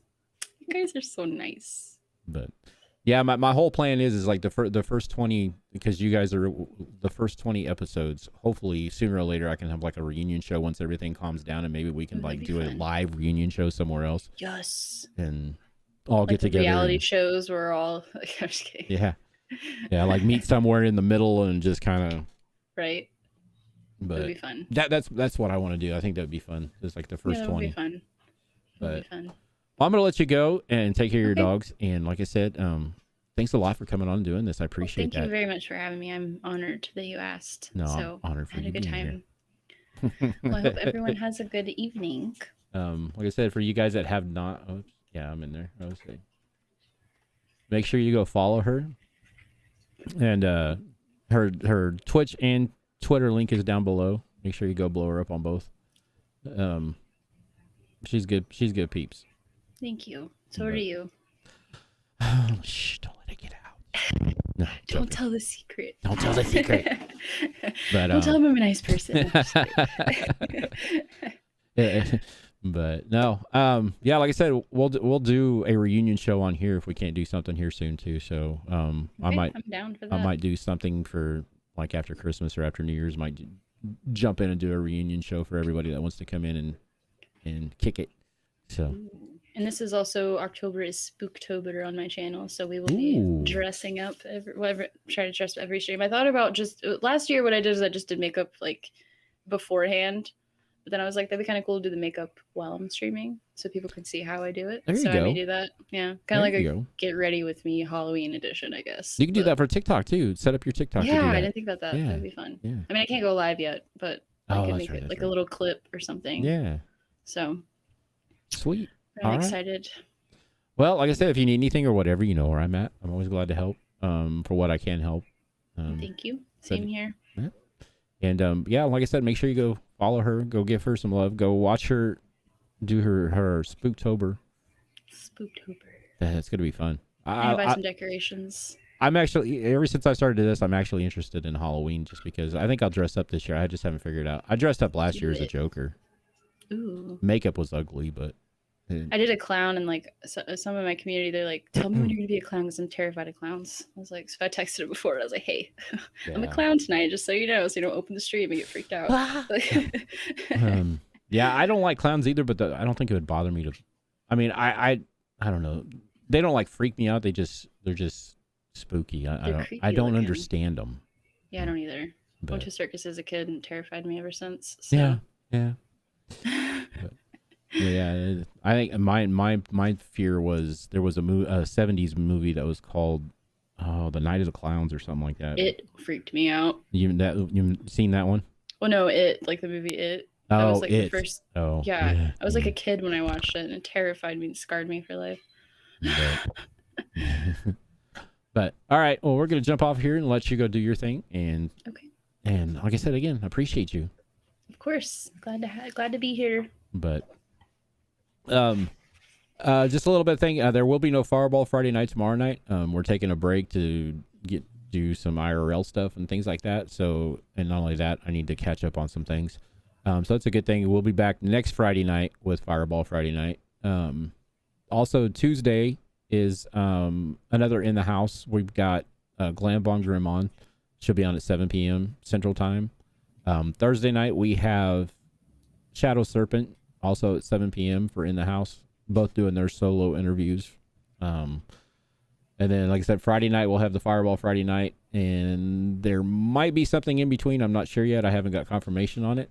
But and then on Thursday the 14th, October the 14th, will be Taylor Takedown.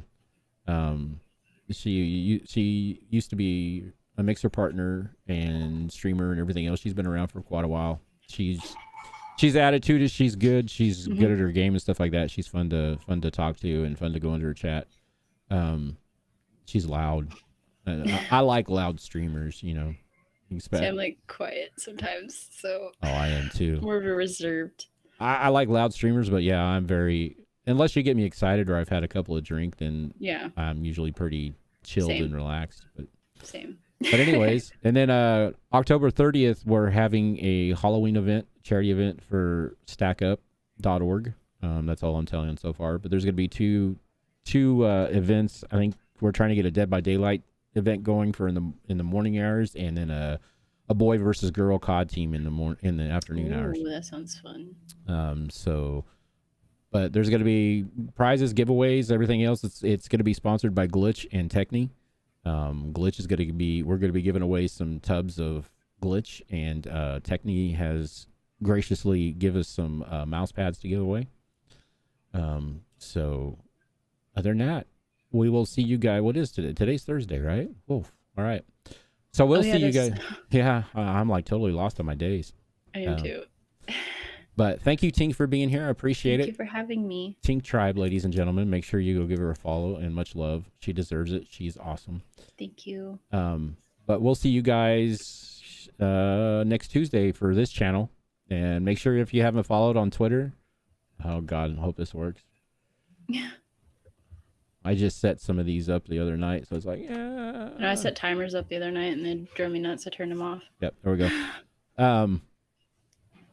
Make sure you follow the Twitter for all the little comic shit that we do back and forth every once in a while, and also for all the notifications. We also have a TikTok Live. We have not done yet. Sooner or later, we're going to do it. Instagram for more information, and then go to anchor.fm Doghouse Live for the podcast, or you can go to Spotify. You can find it easier through there. For some reason, it doesn't search on Spotify very well. That's weird. But you can click on that link and then you can also support and everything else the channel through there. But anyways, I appreciate you guys. Thanks, Tink. Thank you. And we'll see you around. Have a good night, guys. Night. I still have not put an ending screen on here. I've got to work on. There's a lot of things I'm working on the break, so that's one of them. But anyways, and also, Sunday, I forgot, Sunday at 3 p.m. Central, 1 p.m. Pacific, we have Serial Sundays. So I'm going to leave with Ooh. that. I'm going to leave with the ad for that. So you guys have a good night. Thanks a lot for sticking around.